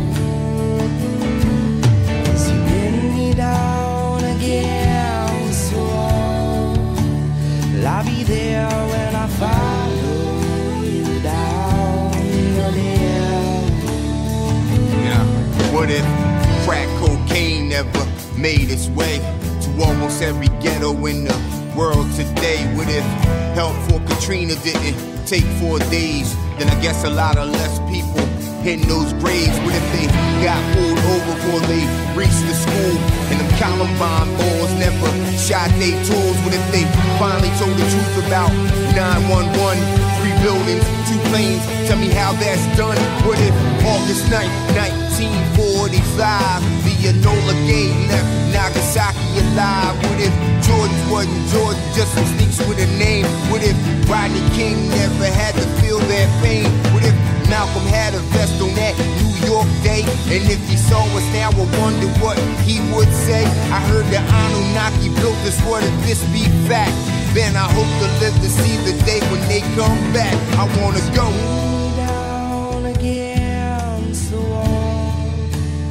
I'll be there when I follow you down again. As you pin me down against the wall, I'll be there when I follow you down your there. As you pin me down against the wall, I'll be there when I follow you down again. Jeff, I'm still waiting on your email. You know, but nah, I know it takes time, and he's a very, very, very busy man. Very, very, very busy man. I actually had to look up his name outside of the card he gave me, and he's a prominent lawyer. What? Yeah, he's a very prominent lawyer. Those motherfuckers Man. spend a lot of time on that shit. Yeah. So I used to work for him. Yeah, he's a great dude though. He's a great dude. I really trust he's got a great energy about him. How did you bring it up to Jacob? Was that like, he was like, did you say Anunnaki? And you were like, did you play bass? Yeah, no. It is we if I'm not mistaken, if I'm telling the story correctly, he I had seen him before. But again, you know, I don't have the best memory in the world. So if I don't have an extensive conversation with you, you know what I mean, I might not remember you. Yeah. You know what I mean? But it's not no shot at anybody. But I'm quite sure I had seen Jacob play before. And I don't know if I had jammed with him because, again, you know, people, I love jamming. You know what I mean? And people don't mind if I come up, you know, they don't mind if I come up during their set or anything like that, you know? Yeah, so especially if it's like a bunch of people that are just jamming music. Yeah. And so,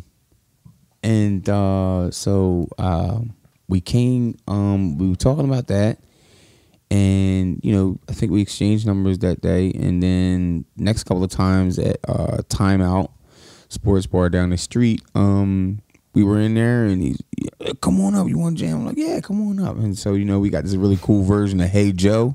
Okay. Jimi Hendrix, because, you know, I'm a Hendrix fan. You know, anytime I have, if I'm like the featured artist, or, you know, I actually have a show, I always have a Jimmy shirt on. That's always. Awesome. That's mandatory. That's fucking awesome, man. You know what I mean? But yeah, you know what I mean? And I knew it, and, you know, I called up people that I knew I wouldn't have to pay.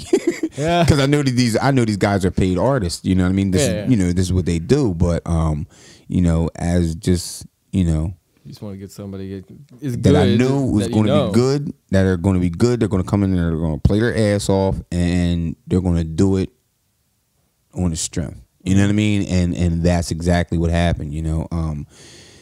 But yeah, Jacob he's a great guy. Cool story is I picked my daughter up. It was her birthday, matter of fact, September 6th. And my wife, it's me, my wife, my daughter's in the car.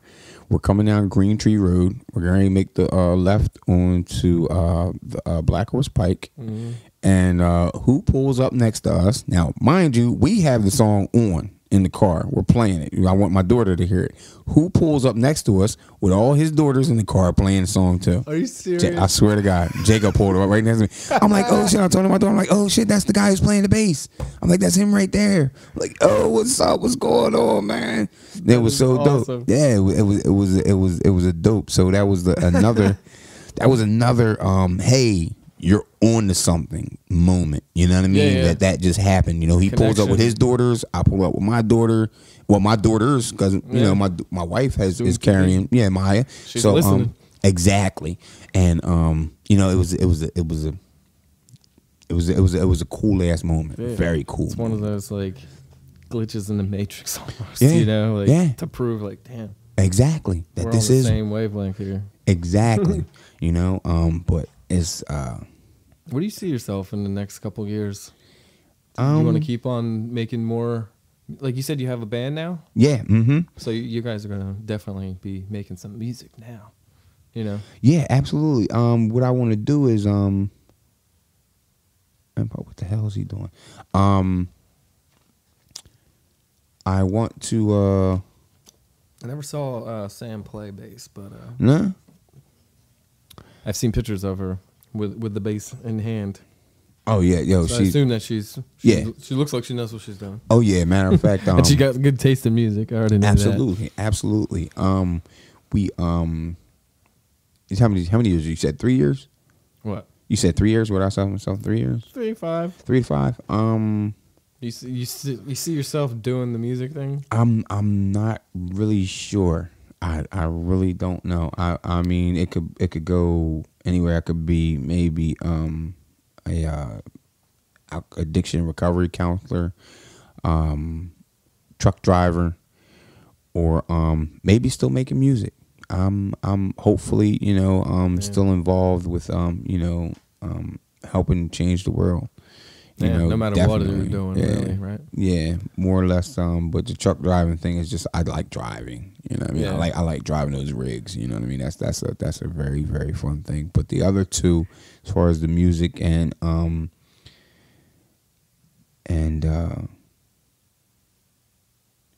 yeah, I just wanna help the world, man. You know what I'm saying? It's just I just want to help the world. You know what I mean? Who fucking needs it right now? Yeah. Honestly. Absolutely. And you know, at the end of the day, a great father, being a great father, hopefully, you know, walking my daughter up to the first day of school. You know what I would really like to do, and I was thinking about this. I wish I could not sign my daughter's birth certificate. I wish I could not create one for her. Just have her be born into sovereignty, into her own, you know. Without a number attached. Correct. You know what I mean? I wish I had enough money to do that right now. Yeah. I wish I could fucking buy an island somewhere and just be off. You know? And just do me. Look. So Jimi Hendrix is really he's still alive. Yeah. Yeah. I would love to run into him. I would love to run into him. Yeah. And you know what? And I definitely I want to be like Jimmy. Jimmy at the height of his career. At the height of his fucking career, the man is standing on a corner in Harlem playing his guitar for the love. For the love. That's it. Period. Point blank. I want to still be able to like walk in the Wawa, walk in the stores. I don't want to be mobbed. I don't want to be a part of that scene. You know what I mean? I want to be Dave Chappelle. Unfortunately, it comes with it though. You know, Dave Chappelle. He was cool like, you know what? Ohio. I'm fucking out. He left. But in his Came town back. where he lives in Ohio, where he has his farm out there, he's Dave. These days. Yeah, he's Dave. He's always been out there. He's always been Dave. He's a regular dude. Regular dude. You know, nobody harasses him.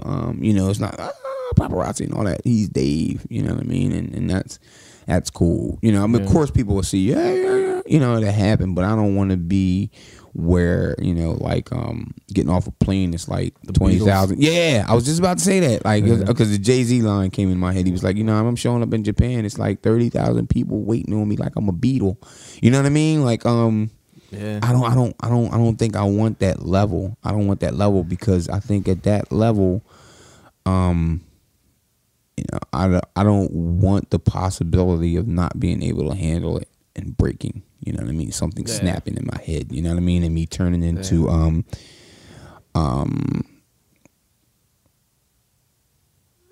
someone that you don't want to be. Really. Right. I don't want to not. I want to. I want to. I want to maintain still my base. You know what I mean? and still be me. You know what I mean? Because I mean, let's face it. You know what I mean? I'm not the richest person on the planet. You know what I mean? I don't. You know what I'm saying? But you know, once that money comes, you know, things change. You know what I mean? You're in a different. You're able to, you know, mindset. Yeah. Shit. You know what I mean? You're shopping differently. You know what I mean? You have the ability to do things differently. You know what I mean? Buy better quality cheese. Exactly. Like yeah, you know what I'm saying? Like, you know, like my dishes are in the sink right now, although it's Pam's turn to do them, but she's acting like it's not. But her feet hurt. Yeah, man, I don't want to hear that shit. No, I'm kidding.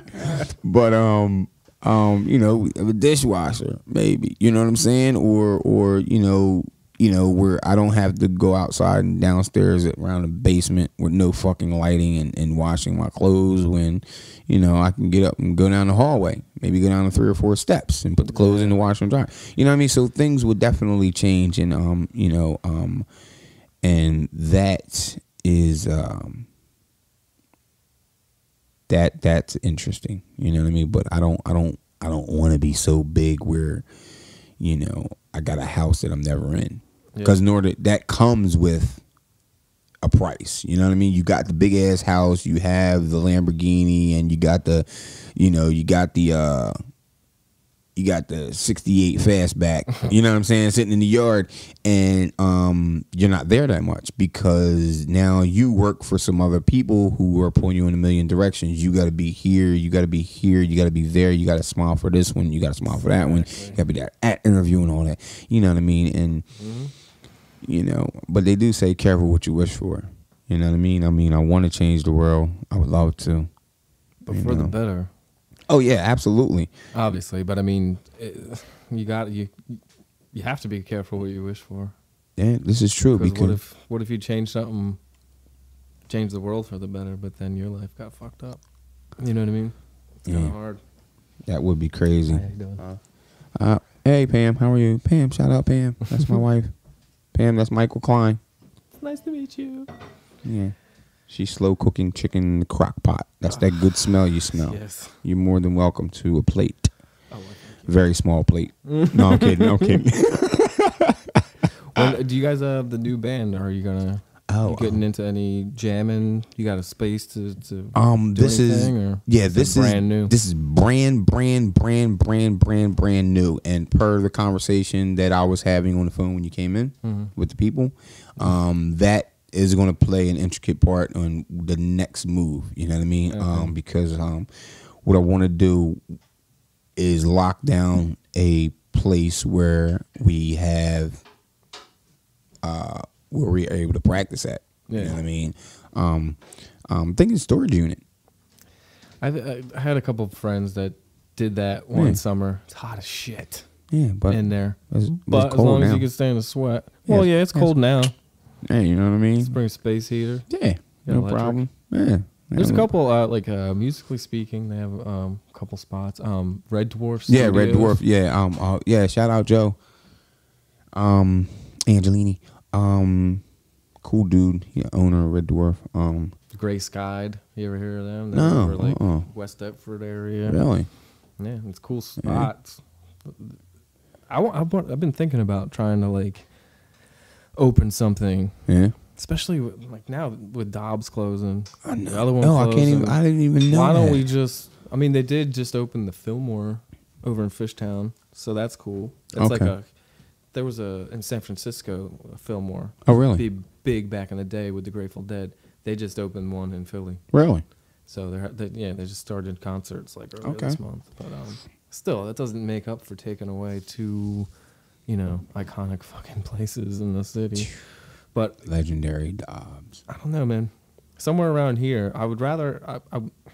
The city would be a better place, I guess. Mm-hmm. But for musicians that I know, especially in our South Jersey area, for some reason, do you feel it's I don't feel like going over the bridge? No, actually, because I'm all about really. I don't want to sound arrogant, but I really like stopping people in their tracks when I'm on a microphone. I love it. I relish any. I'm not so much into well, I don't want to go over there because there's really not a crowd that ends up there. I could care less if it's 3 or 4 people in there. Out of those 3 or 4 people, if not all 3 or 4 people, one person is going to stop me. And they're going to say, hey, you know, I was hearing what you were saying. Yo, you know, I was going through something like, or they might just be like, yo, man, I can just see it in their eyes. They want to talk about it, but they don't want to talk about it. You know what I mean? But that's what I do it for. I do it for the love. So, you know, as far as the scene is concerned, it really doesn't matter to me in a sense. But I will say this. Just recently, I just began opening my eyes up to the scene. Okay. Because initially, yeah, I've been with been a lot of open mics, and I've dealt with a lot of musicians. I wasn't, again, remember I was saying when I first started out, I didn't have that little extra iota to push me. Yeah. Well, I have it now. You know what I mean? So now my eyes are a little bit, my peripheral is a little bit more open. So now I'm paying attention a little bit more. Your eyes are focused to see the hocus pocus. Yeah, in and around and through. Yeah. Fucking everyday lottery, so I'm coming back at you. Bam! How about that? Yeah. So my eyes are focused to see the hocus pocus in and around and through. That was a question I had. You said in the end of the song you have a combination of numbers that let you hit the lottery every day. What is that combination? That's I didn't notice it in the song. So yeah, and you wouldn't. It's about when I got clean. Oh, okay. You know what I mean? That's what it was speaking. The whole song is about that. You know, the everyday lottery, which is for people who are caught up in the grips of addiction and are privileged enough to experience recovery.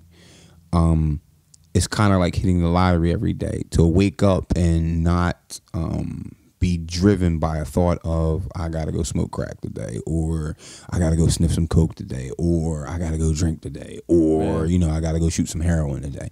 You know what I mean? To be, like you won the lottery exactly every single day. You know what I mean? So to come into that, that's where everyday lottery came into. And actually, that came from one day I was sharing in a meeting, and I was like, you know what I mean? I've figured out a way to hit the lottery every single day. You know what I mean? And then I think maybe that night I went home and wrote that. But yeah, that's crazy where it how from. It's all about the way you look at things Yeah. and think. Yeah. I fucking ideas, man. Yeah. It's nuts. It is. So where can people find you at? I know on Facebook you're Born Wisdom. I just followed on Twitter yesterday, but I forgot to write the hell. Oh, really? Write it down. But you had an old Twitter. Yeah, right? I made a Twitter, and it was like, what am I going to do? Yeah, I didn't. That's really, what I did at first. I had like. Yeah, I wasn't really 2010, something like that. I made a Twitter, and then I didn't touch it for like 3 years. I was having fun. So. Yeah, but I took a listen to a bunch of the songs. I dug a couple of them, okay, but I'm cool. looking forward to new shit because that "Pin Me Down" song is what hooked me. Yeah, and like all the ideas in that song, it struck a chord, man. And I think that it needs to be struck with a lot more motherfuckers. You know How good is this microphone? Like if I played something, I could probably do something. Would it catch up? All right. Yeah, or if you no, I'll play the music and then I'll actually do the song right here. Yeah? Yeah, this is new. You got just the music? Huh? I have just the music, but I have a nice little sound system right there. I can play it. You think it would pick it up? Hook this up. Yeah, it would just have to move the microphone. Where's your speakers at? They're on the wall. On the wall? Yeah. All right, yeah. Let's pause it again, and then we'll get back at it. Right back.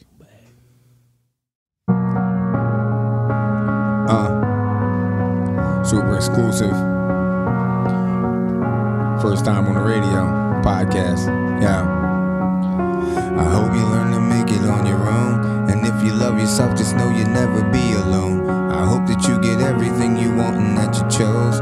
Hoping it's the realest thing that you'll ever know. Hope you get the pretty girls that's pretty at everything. $1 million cribs, having $1 million dreams. And when you get it all, just remember one thing. Remember one thing. One man could change the world.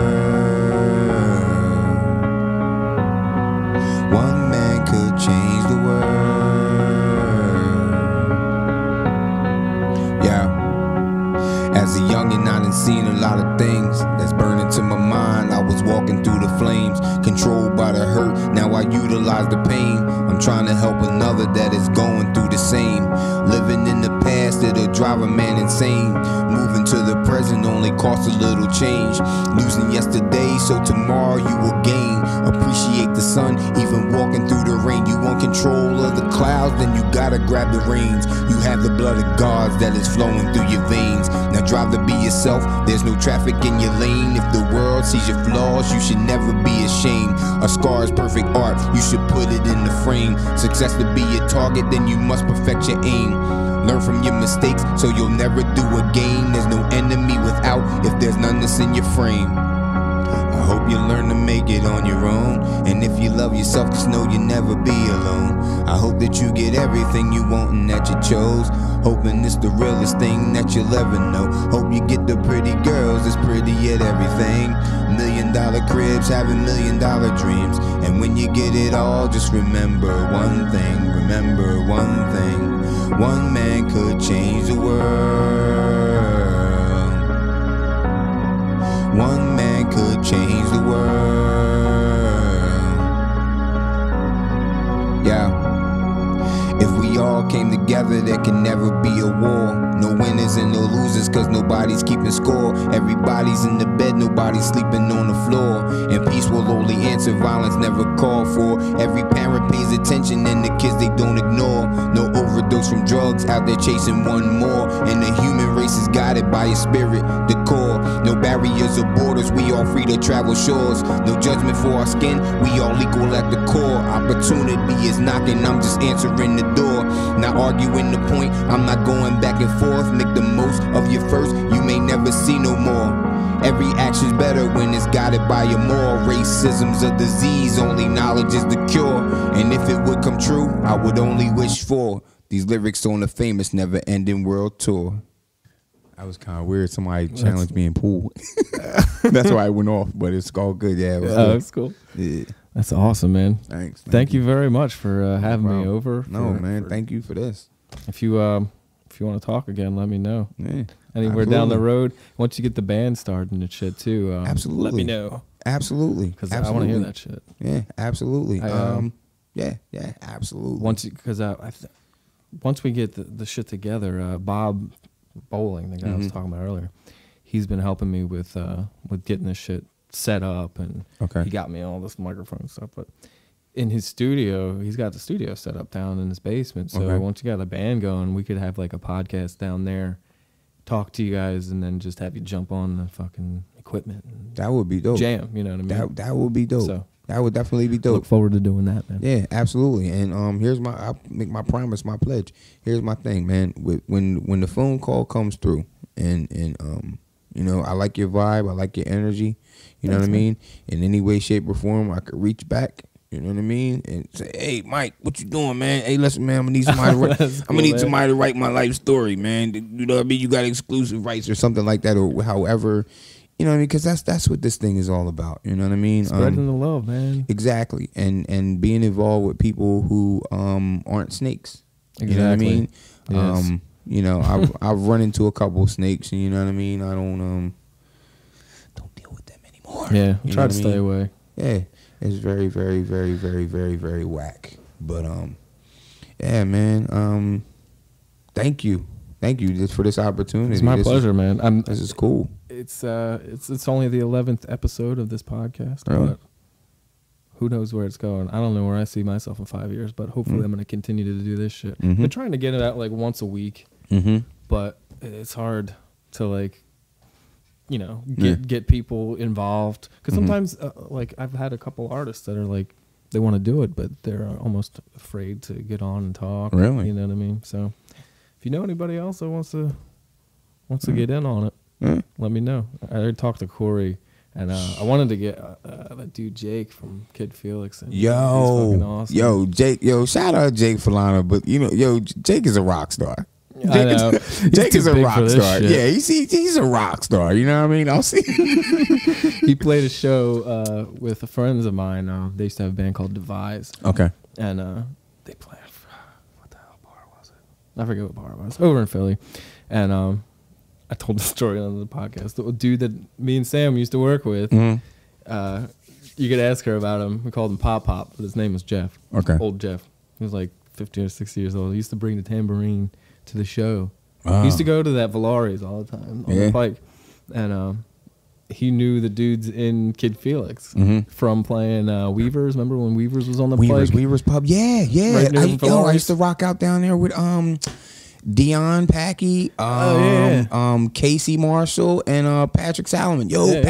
Shout out Pat, shout out those guys real quick, man. I know you. No.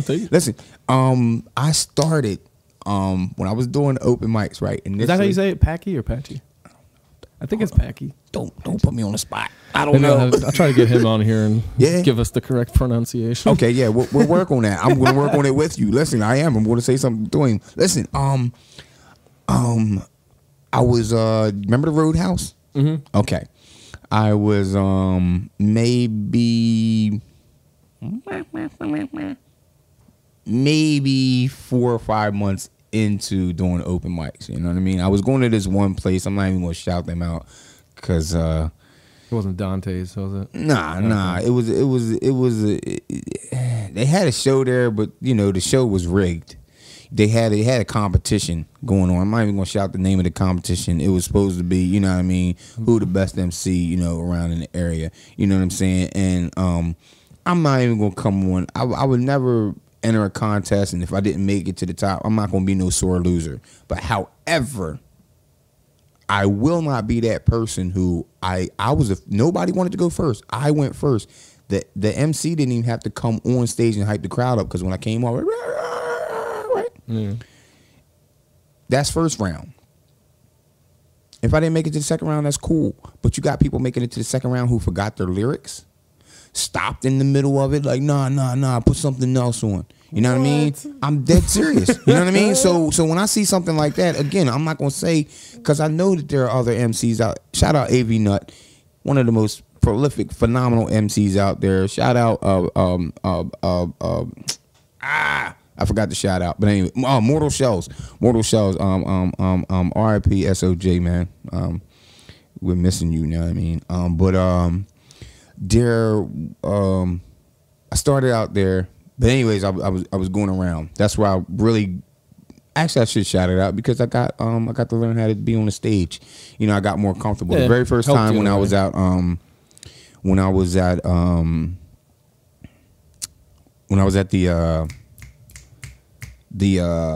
talent show, when me and Alex were at the talent show, my very first time on stage, I mean, when I tell you I stood in one spot, I was like this. Yeah. You know what I mean? The whole time, and I was holding the mic, but I got from Blue, he told me that when I'm in the booth, first when I went in there, you know, I was like this. I'm like, if I would have knew then, what I know now. Blue was like, nah. When you're in there, like, stand like you're attacking it. You know what I mean? So that's how I got. If you ever see me on stage, it's always like this. I got that one leg back like that. You know what I mean? And it's either a variation of the right or the left, but they're always back. But anyways, I always kept up with that from Blue. I go over to the Roadhouse, and my then girlfriend at the time, shout out Ebony Belcher. Hey girl, how you doing? Drops me off, and I go in, and I see a scene that I'm not really too sure I want to stay and be open mic-ish about. You know what I mean? I'm looking around, I'm like, it just looks like, you know, people aren't going to be perceptive of me. Because remember, you know what I mean? I've always been an open-minded individual, right? But I also was a little closed-minded when it came down to hip-hop and let's see, white people's perception of it. You know what I mean? Yeah. And when I walked into the Roadhouse, you know what I mean? I come from this D's place, which, and I wasn't going to say, but it was on the Pike. It was next to Cheerleaders. I come from there where it's all melanin in there. You know what I mean? So the reception for hip hop is just there. It's the hip hop atmosphere. You know what I mean? But I go in there, and at first I'm a little hesitant because it looks like nobody in here listens to hip hop. You know what I mean? This was my own prejudice. Yeah. You know what I mean? Although I'm not a prejudiced dude by far. I don't even think I needed to make that disclaimer. But in any event, I see my man. Shout out Devin. Thought. Yeah, thoughts are things that just fucking float through. Sometimes you grab on, sometimes you just watch them go by. Exactly. So I see my man. Shout out Devin Spriggs. I see him. He's over sitting at the corner. So you know, I'm like, okay, a familiar face. You know what I mean? I go, yo, man, what's up? He's like, yo, what's going on, man? I was like, yo, man, I was gonna do this open mic, man, but I don't know. He was like, fuck that, man. Do that shit. You don't do it for me. I'm like, all right, fuck it, yeah. So I put my name on the list. They call me up. I'm like, I go up on my desk. They're like, oh, dude, sorry, we can't play the disc, right? So my first thought was, oh, they don't want the black man on the stage, right? So I was like, but then I was like, nah, they can't be. We can't play CDs. Yeah, right. They can't, which they couldn't, right? So I say to Dion. Well, I didn't know his name was Dion at the time, but I'm looking and I see the band is there. So I said, listen, hey, you guys, you mind? You know, I ain't playing. They're like, nah, what you want? I said, man, just give me a funky groove. You know what I mean? They're like, all right, cool. Turns out the name of the band was Canadian Tuxedos, and it was Dion Packey, it was Patrick Salomon, and it was Casey Marshall. So from that day, I fell in love with the band. Yeah. And from that day, I can count from that day up until this day, I can count on one hand how many times I've performed with a track. You know what I mean? Without a band. Because anywhere I go for an open mic, if there's a band there, I don't care if I know them or not. You know what I mean? Hey, dude, you wanna rock out? That's much better. Yeah. Shout out Dream. Shout out to Dream. You know Dream from Hot Shots? Hot Shots out there in Westville, Woodbury. I know that place, but I never heard. Yo, phenomenal drummer. Phenomenal drummer. You know what I mean? Drummers are hard to come by too. Yo, he's phenomenal. And again, shout out Ryan Dugan for the is in the band that I just put together. He approached me before I even let it out that I wanted to make a band. He's like, yo, dude, I want you to know I'm a great percussionist. I'm really good. I really enjoy this. And I'm looking at him like, if you ever want to, I'm like, how the hell do you know what's in my head? You know what I mean? Like who would say that to somebody? Who walks up and just says, hey, I'm really good at drums if you're looking for a drummer. You know what I mean? But it was definitely meant to be. And real quick story, true story. I was staying down in Lindenwold. I had my man Boney Roan. I hesitate to shout him out because we're on bad terms right now, but we'll patch it up. Yeah, we'll patch it up. So shout out Boney Roan.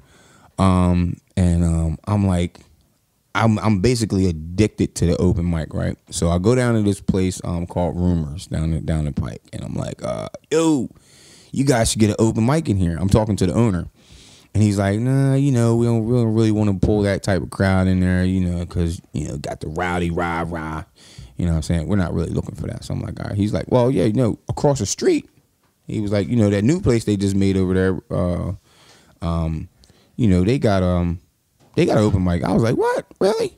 So I hopped in the car, drove over there. I got the flyer for it. And I think it was on, what days was it? Do you remember, babe? Do you remember the days that the open mic was on at Brothers? Huh? It was Fridays. Okay, so I couldn't wait for Friday to get there, right? So I show up, and when I show up in there, I had a song called "Open Letter." I don't know if you saw that video. That's on it's on Facebook. I mean, it's on YouTube as well. But it's underneath Pamela. Is it underneath Pamela Grant or Coco Bliss? Might be under Pamela.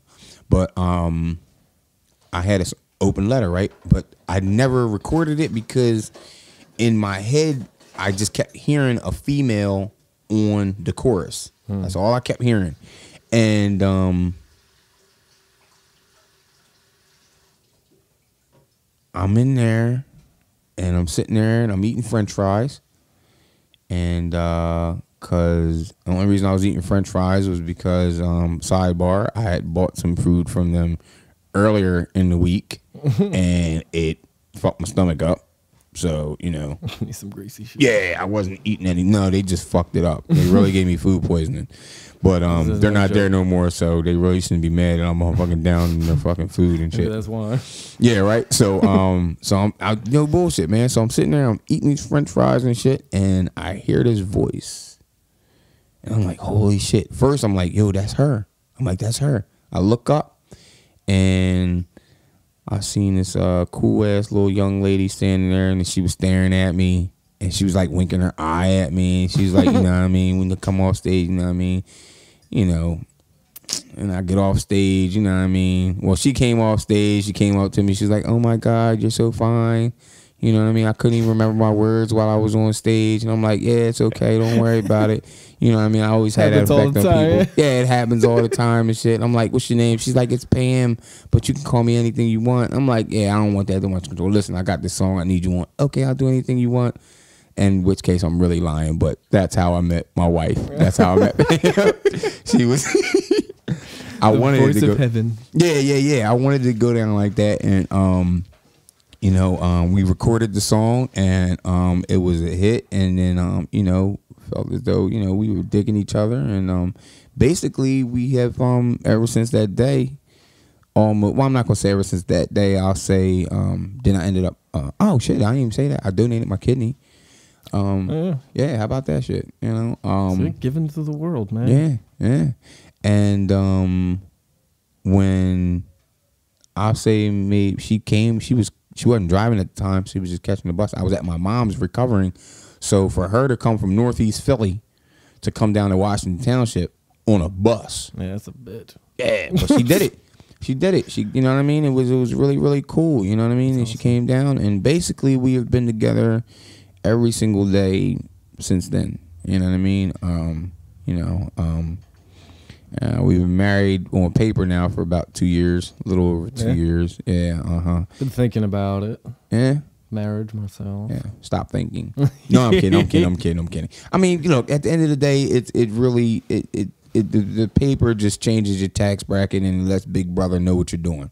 Big Brother's in your business. Oh, That's and all. it changes somebody's name if they want it. Exactly. Yeah. I mean, that was never even a conversation we had. She still has her last name. You know, I wasn't going to be, no, you have to take my last name, because at the end of the day, it's really not even my last name. I'm quite sure we had some French slave owners, and that's how I got Barber, because I believe it's Barbour, Barbour. But somebody changed it to Barber. I'm quite sure that's how it happened. I never researched it, but you know, that's you know, the history of the shit. But any event, so I met her there, and we made a couple. Well, we actually made a couple songs, 2 songs. And soon as Maya comes out, you know, she's actually a part of the Indefinite Articles as well, Born Wisdom and the Indefinite Articles. I might be changing the name to 99 to 1. The name of the group, just drop my name from it, or maybe just Born Wisdom and 99 to 1. I'm not sure. Just have it 99 to 1, because that's my philosophy on life. That's my balance. Most people are 50-50. That's not a balance to me. Mine is 99 to 1. 99% is the chance that it's going to turn out exactly how I say it's going to turn out, with positive results. And then there's that 1% chance that it doesn't. So that keeps me from falling flat on my face, because, you know, as they say, you know, expectations breed disappointment. Yes. You know what I mean? So if, you know, you have maintained some sort of balance of it, you know what I mean? That 99 to 1. You know what I mean? And it's very important to have that, you know. Otherwise, you know, you fall into depression and stuff like that, you know. And that's hard too. We can have a whole other conversation about that. Yeah, it is. I mean, listen, man. Like I said, you know, I battled. I walked through hell twice. You know what I mean? The first being, I was pretty much a junkie, and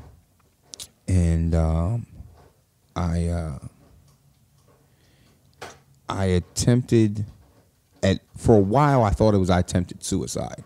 You know what I mean? But once I got to looking back at it, I realized that I wasn't trying to die although on the outside looking in, it might look like it, you know what I'm saying? Mm-hmm. But it was, I wanted to change my circumstances. I wanted to change, but I didn't want to do the work. I wanted the easy way out. You know what I mean? I wanted everything to change, but you know, if I got to do all this work, man, fuck that. I might as well just go start all over. You know what I mean? But of course, as you can see, you know, it didn't happen. You know,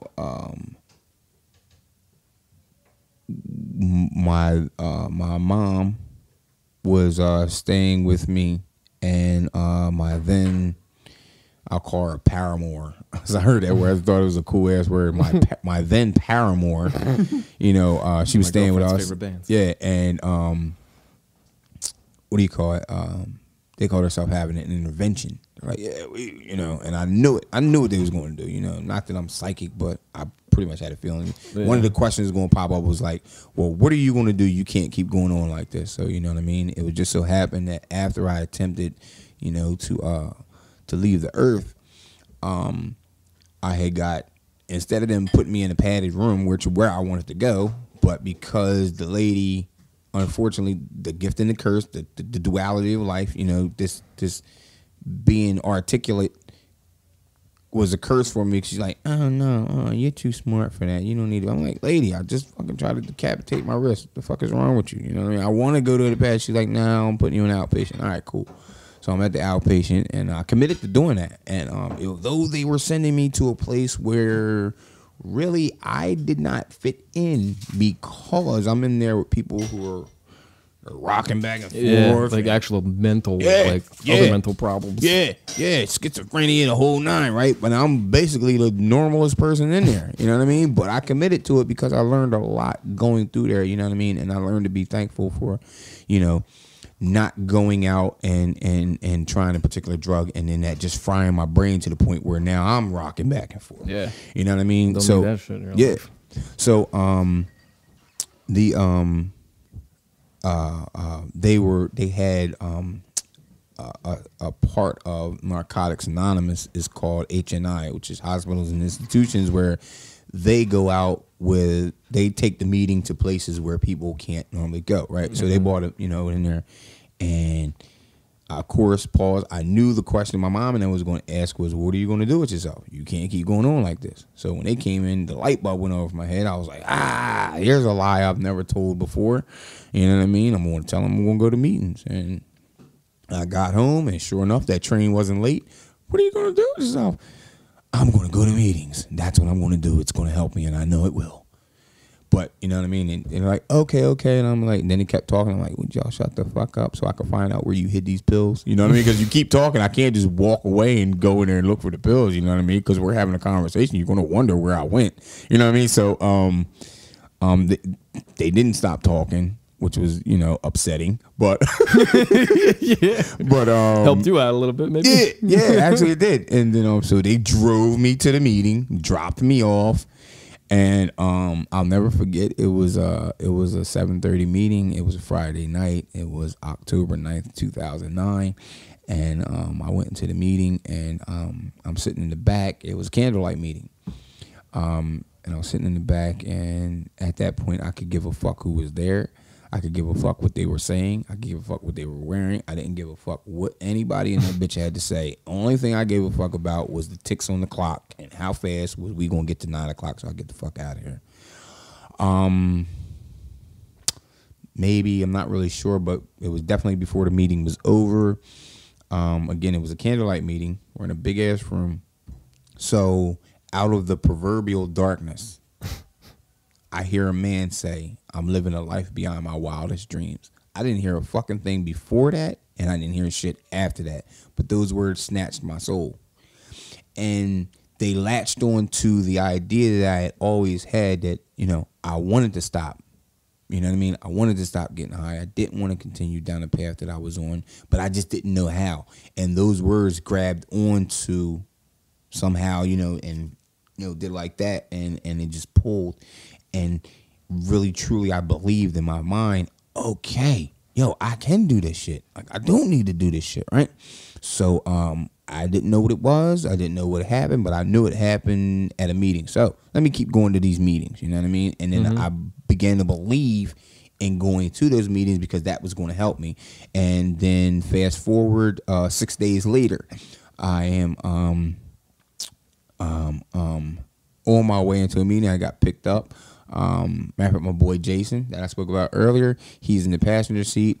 Another gentleman who's driving, and as we're pulling into the meeting, he turns around and says, "So, how long you got clean?" And I felt like shit when he asked me. I was like, maybe like an hour, because I was still smoking reefer and shit. You know what I'm saying? Yeah. And so we go in there. It was all these people in there because it was an anniversary meeting, and then they did the countdown, like who has 30 years, 25 years, 20 years. They went all the way down, and then they got to who has 24 hours or less or desire to stop using. I looked around. Jason looked at me. He was like, I stood up. The fucking place went crazy. They went crazy. And it fucking took like a half hour. Everybody in there hugged me and shit, you know what I mean, which I was really uncomfortable with. Yeah. But, they did it. And then that was the day that set me into, basically the rest of my life because, it began, but and my year anniversary gift to myself was this tattoo, and it's a watch. I don't know if it's a little glare on it, but anyways, the time reads 10:15, and the bezel, the day the time stood still, 2009. So 10:15 is October 15th, 2009. That was my clean date. So fast forward to October of 2011, I am on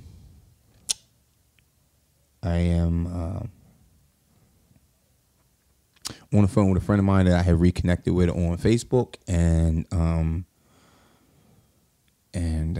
I knew, shout out Leah Prater, and her mom. Well, not I was gonna say her mom. I knew she was going to dialysis, you know what I mean? But I wasn't so educated about dialysis. I mean, we probably had talked about it, but again, my memory, sometimes my brain just compartmentalizes shit. Like, you need to remember this. You don't need to remember this. Not important. So go over there. Well, anyways, yeah. So we're talking on the phone, and she said, so I don't remember her exact words, but it was something to the effect of, I hope I get a donation, or I hope we find a donor. And I'm like, what are you talking about? She's like, what do you think I go to dialysis for? I'm like, what? I need a kidney, right?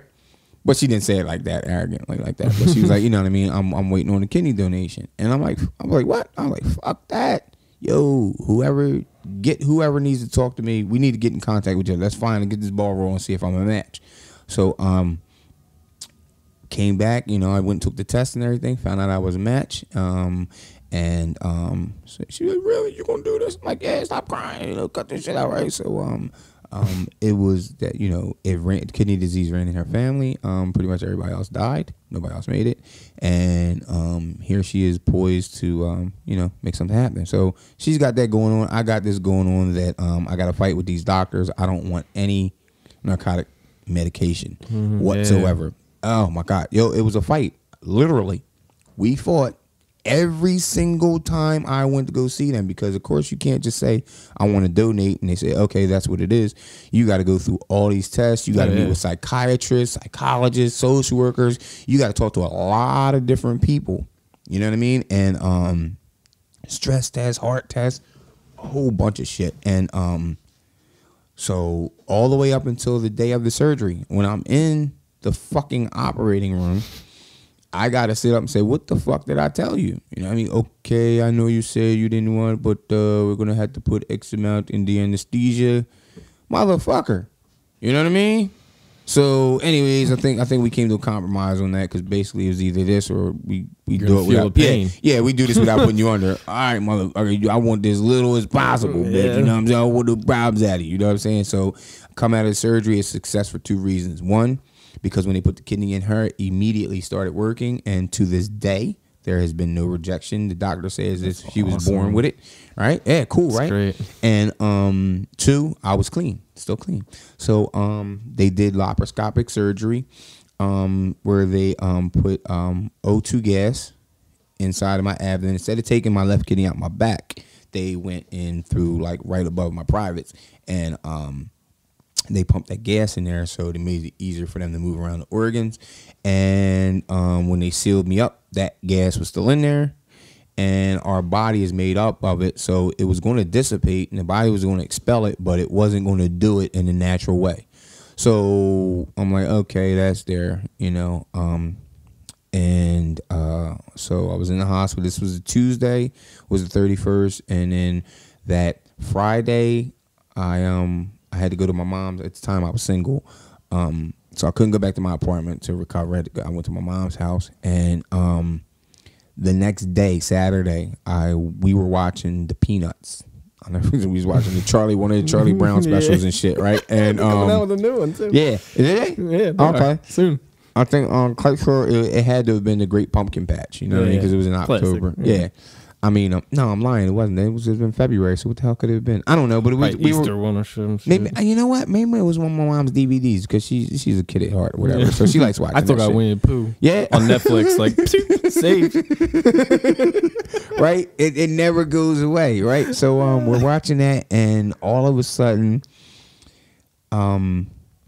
that gas, it pulled on my right side and in my back.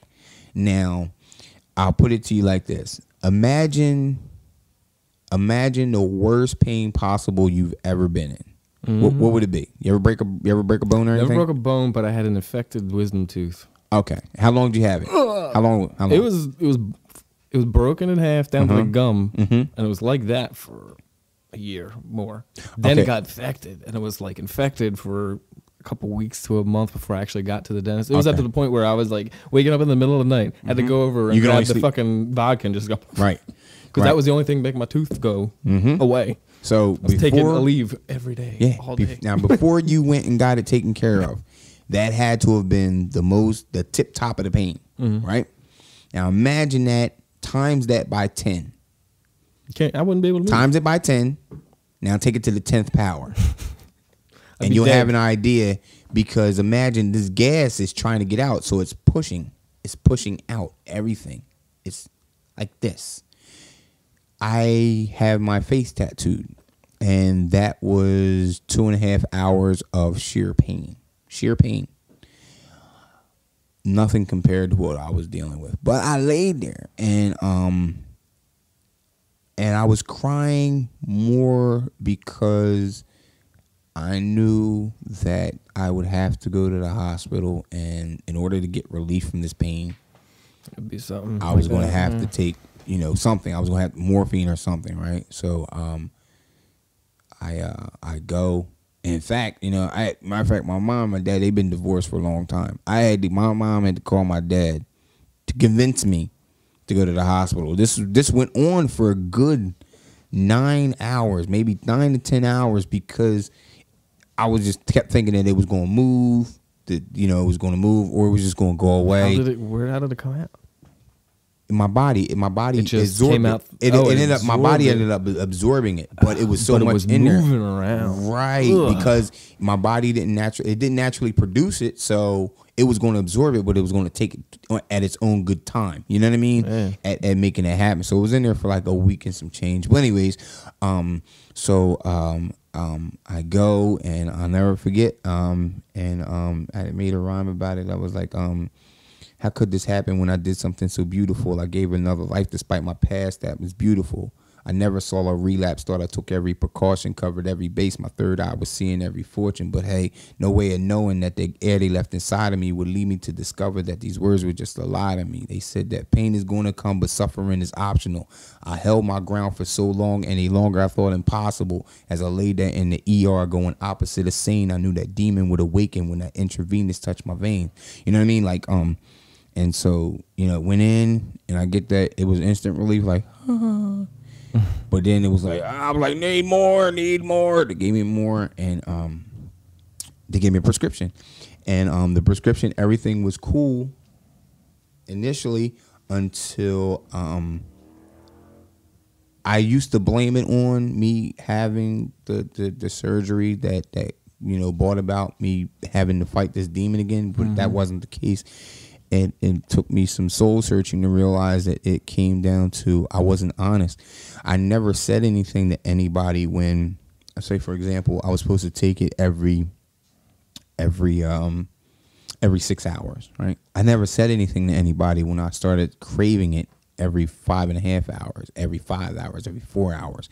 And then of course my mom, being ignorant to how addiction works inside the mind, when I came to her and said, "Oh mom, I'm good, I can hold it myself," she was none the wiser, because you know what I mean, she didn't realize that at this point the demon was out the door, and the demon saying, "Give me that," you know what I mean. And it went on a wild ass roller coaster, and it took me almost 2.5, it almost took me 3 years again to close the door back up, you know what I mean. But thank goodness that it was only that door open, you know what I mean. Yeah. It made sense to me to not, I could have been like, well, fuck it, you know what I mean, I'm already hooked back on the pills, might as well start drinking again, might as well start doing coke again, might as well doing, nah, fuck that. It made sense, like, yo, leave them fucking doors shut, because if you open them up, it's, yeah, exactly, it's going to be that much. It's going to be like, you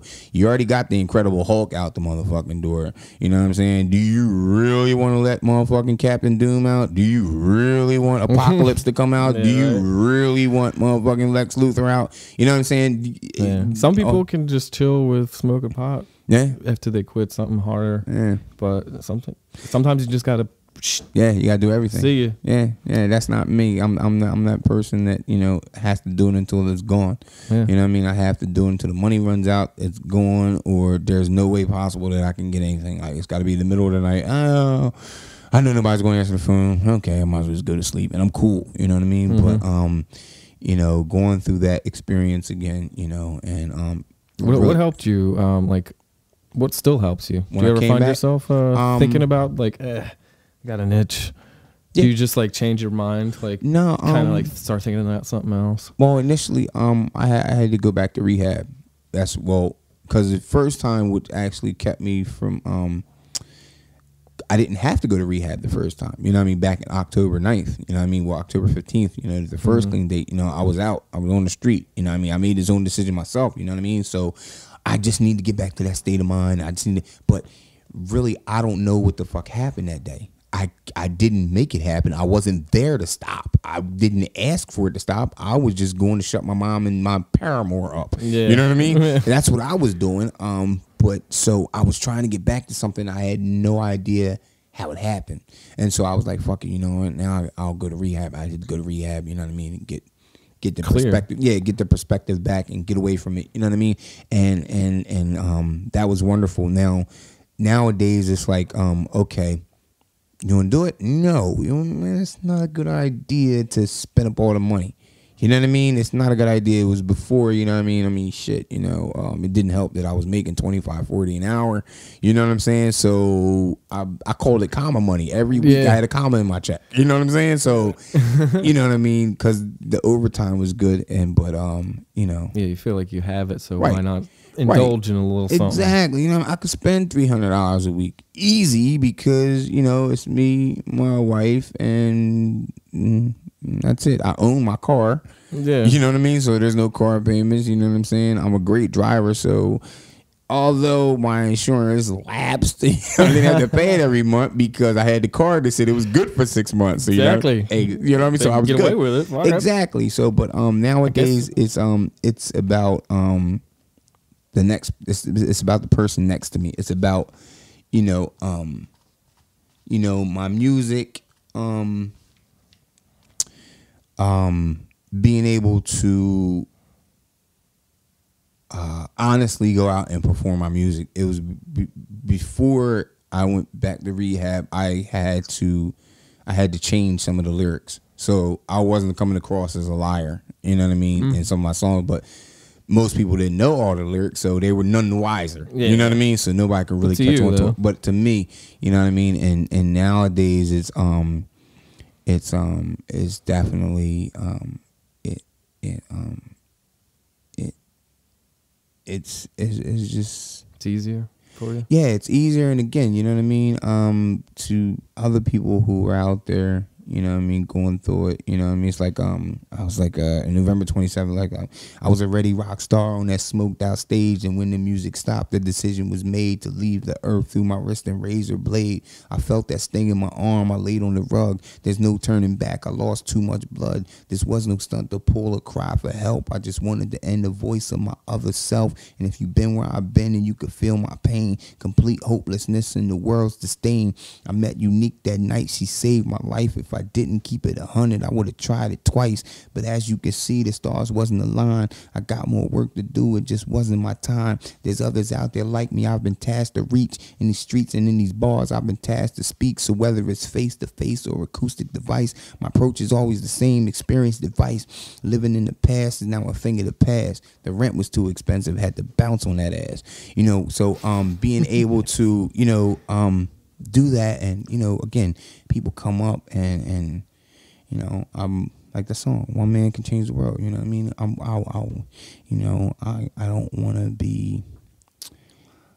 Again, it's just such it's a fucked up state of mind to be in. You know what I mean? I don't know if you've ever, you know, I'm gonna try and put you on blast on the radio, but if you know, it's a crippling thing, because it's like a war.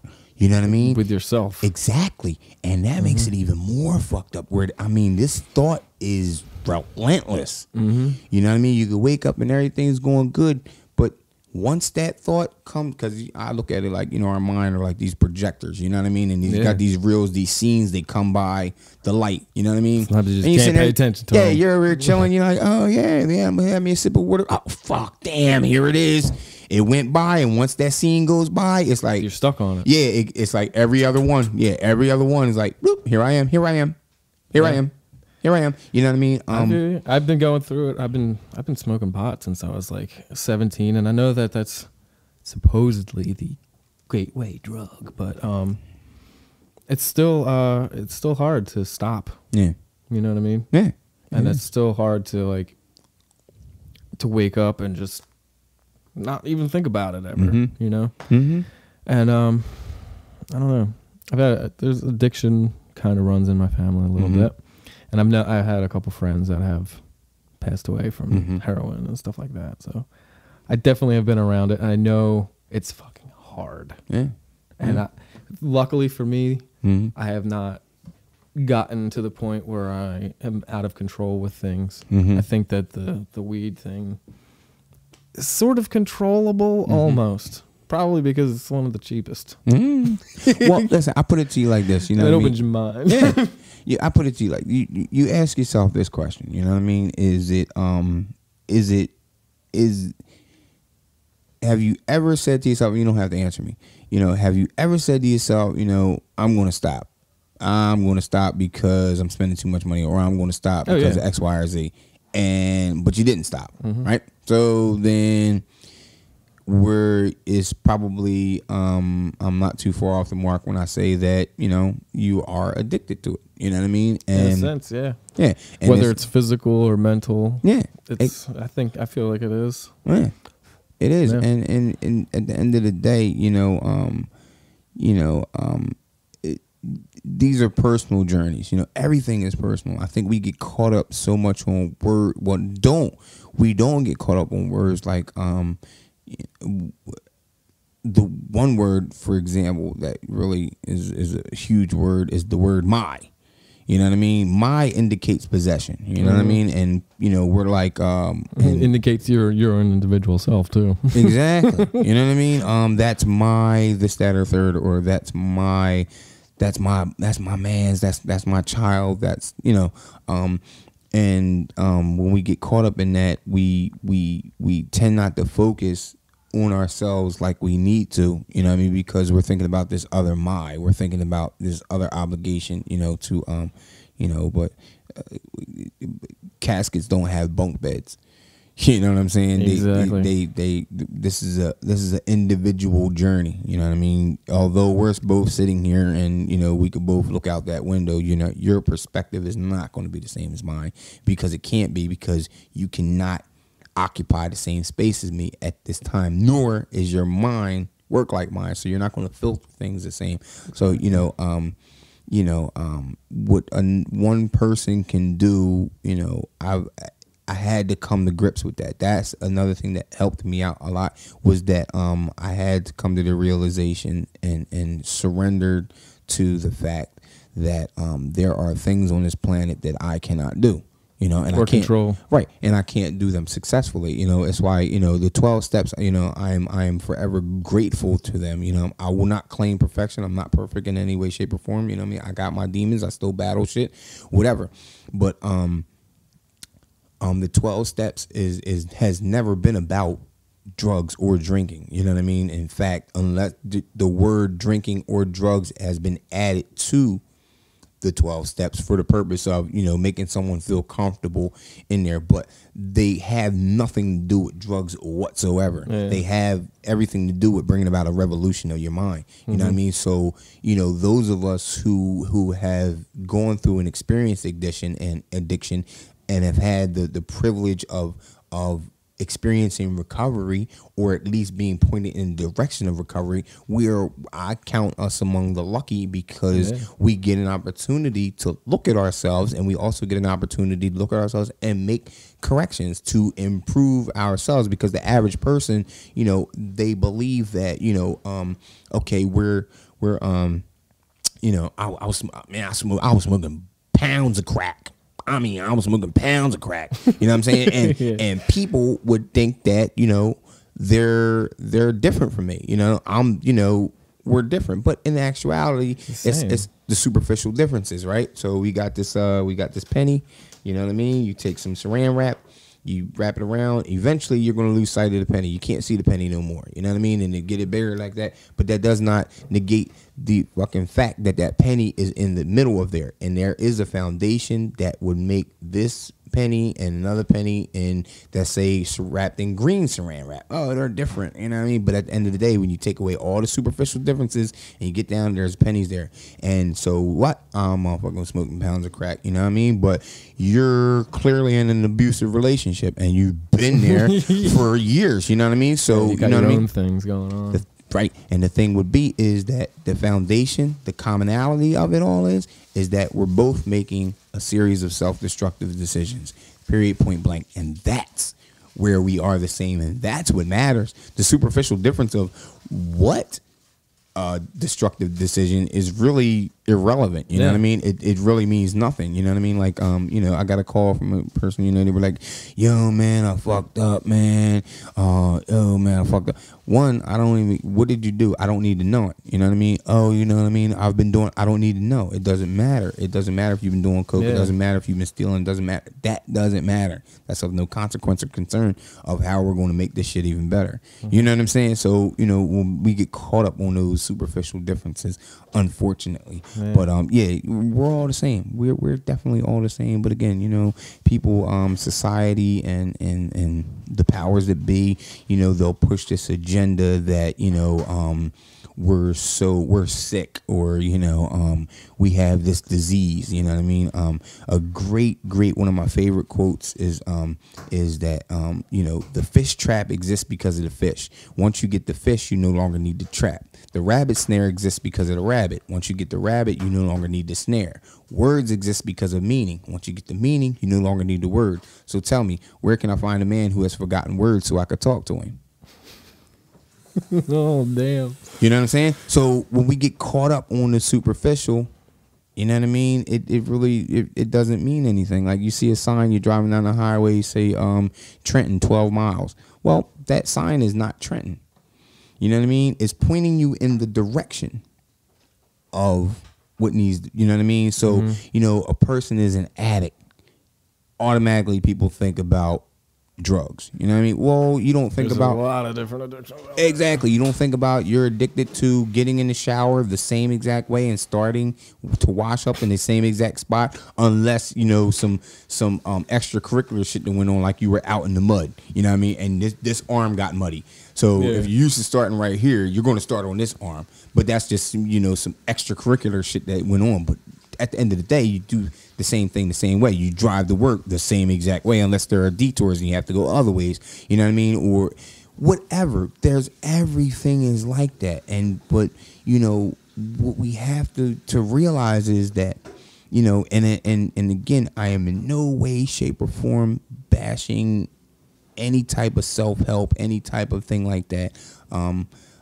But at the end of the day, before NA, before AA existed, I'm quite sure people were addicted to drugs and they stopped. Yeah. You understand what I'm saying? It's also down to it. It's all about whether or not you want to do it yourself. Exactly. Because if somebody drives me out into the middle of the woods, right? Drive 25 miles into the woods, right? 25 miles in every direction. Fuck it. Let's say 50 miles. But in the middle there is me, and there's this house. And in this house, got everything I could possibly want. Anything I could possibly want to take me out of my mind. And they drive away. No phone, no computer, no contact with anybody out on the outside of the world. At that point, you got to ask yourself, responsibility, whose is it? Do I want to do that? Do I want to open up that door? Just because I can't call my sponsor, just because I can't call someone from my home group, just because I can't call someone in my sponsee family, just because I can't contact someone to talk to them, to let them know what perilous position I'm in right now. I need them to guide me through that. Just because I can't do that, is it to say that, yeah, well, I understand why you did it. I knew you couldn't get in contact with nobody. No, fuck that. You know what I mean? It's my decision. You understand what I'm saying? People, you know, I didn't get clean because I walked into a meeting. I got clean because that thought came to my head and I believed in it. That's why, and I began to make that decision. You know what I mean? Oh man, dude, we can go on and on, but I keep seeing you look at the. The only reason I keep looking is because the battery's about to die on my computer. All right. I don't want that to happen. Okay, all right. Thank you very much. No, man. thank you, man. Deep, and this is the kind of shit that I want to get into talking about, man. So thank you. I would definitely do it again. Definitely. How much time we got? That's about it. This thing's on red. Okay. About to die. Right. But I'm going to go back and edit it and add some other shit. Yeah. Some more dope lines coming off the top of my mind. I'm going to go back and edit it and add a couple of the tracks. Okay. So cool. I'll hit you up when I hook it up on iTunes. Yes, sir. All right, man. Talk to you later. Yes.